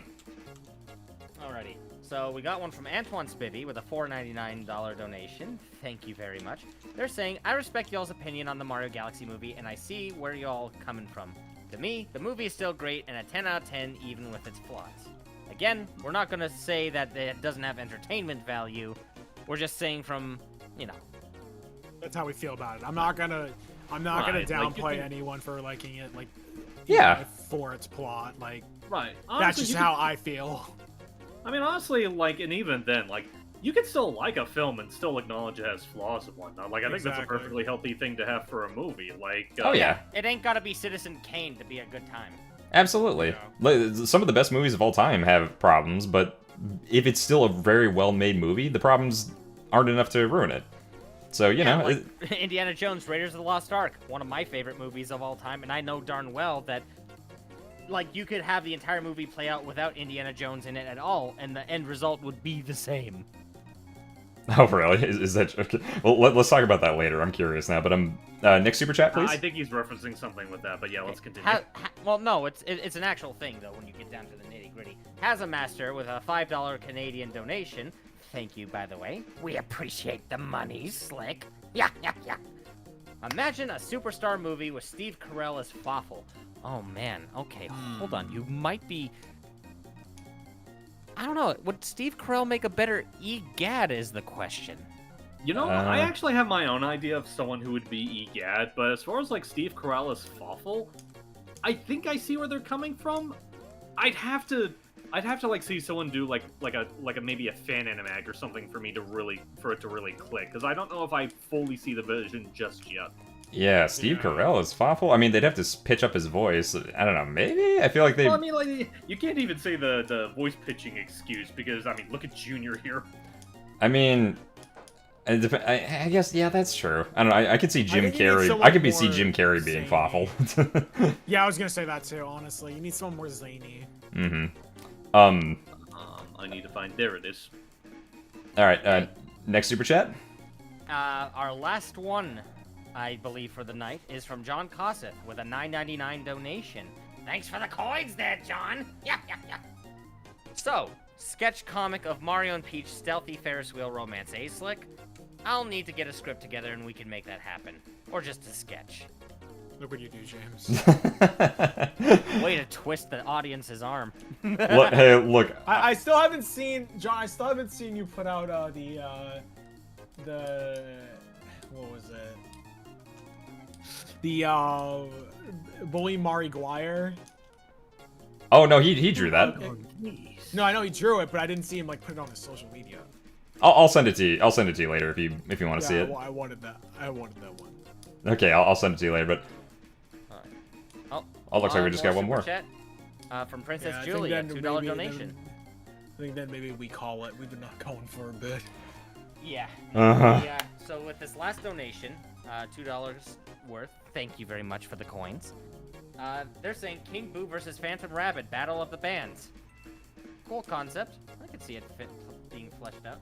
Yeah, that sounds cool. Okay. Oh wait. Okay. Shoot, that's right. Noah Pope Joy, sorry, with the $5 donation, now a second $5 donation. Thank you so much for that, and for your patience. 1,000 pardons. They said they were asking about voice actresses for Daisy, like they were leaning towards Stephanie Beatriz, Melissa Fumero, or Rachel Ziegler. Honestly, I'm not picky when it comes to like a movie Daisy voice. Like they can go with whoever. As long as they're spunky and fun, that's what matters most. Steve, that's a perfect pick. Huh. That's a 100% a perfect pick. Oh, for Egad.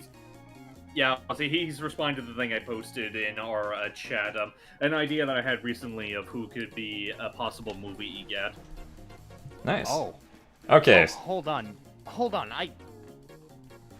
Okay, well, let's talk about this off stream, because let's go ahead and end things now.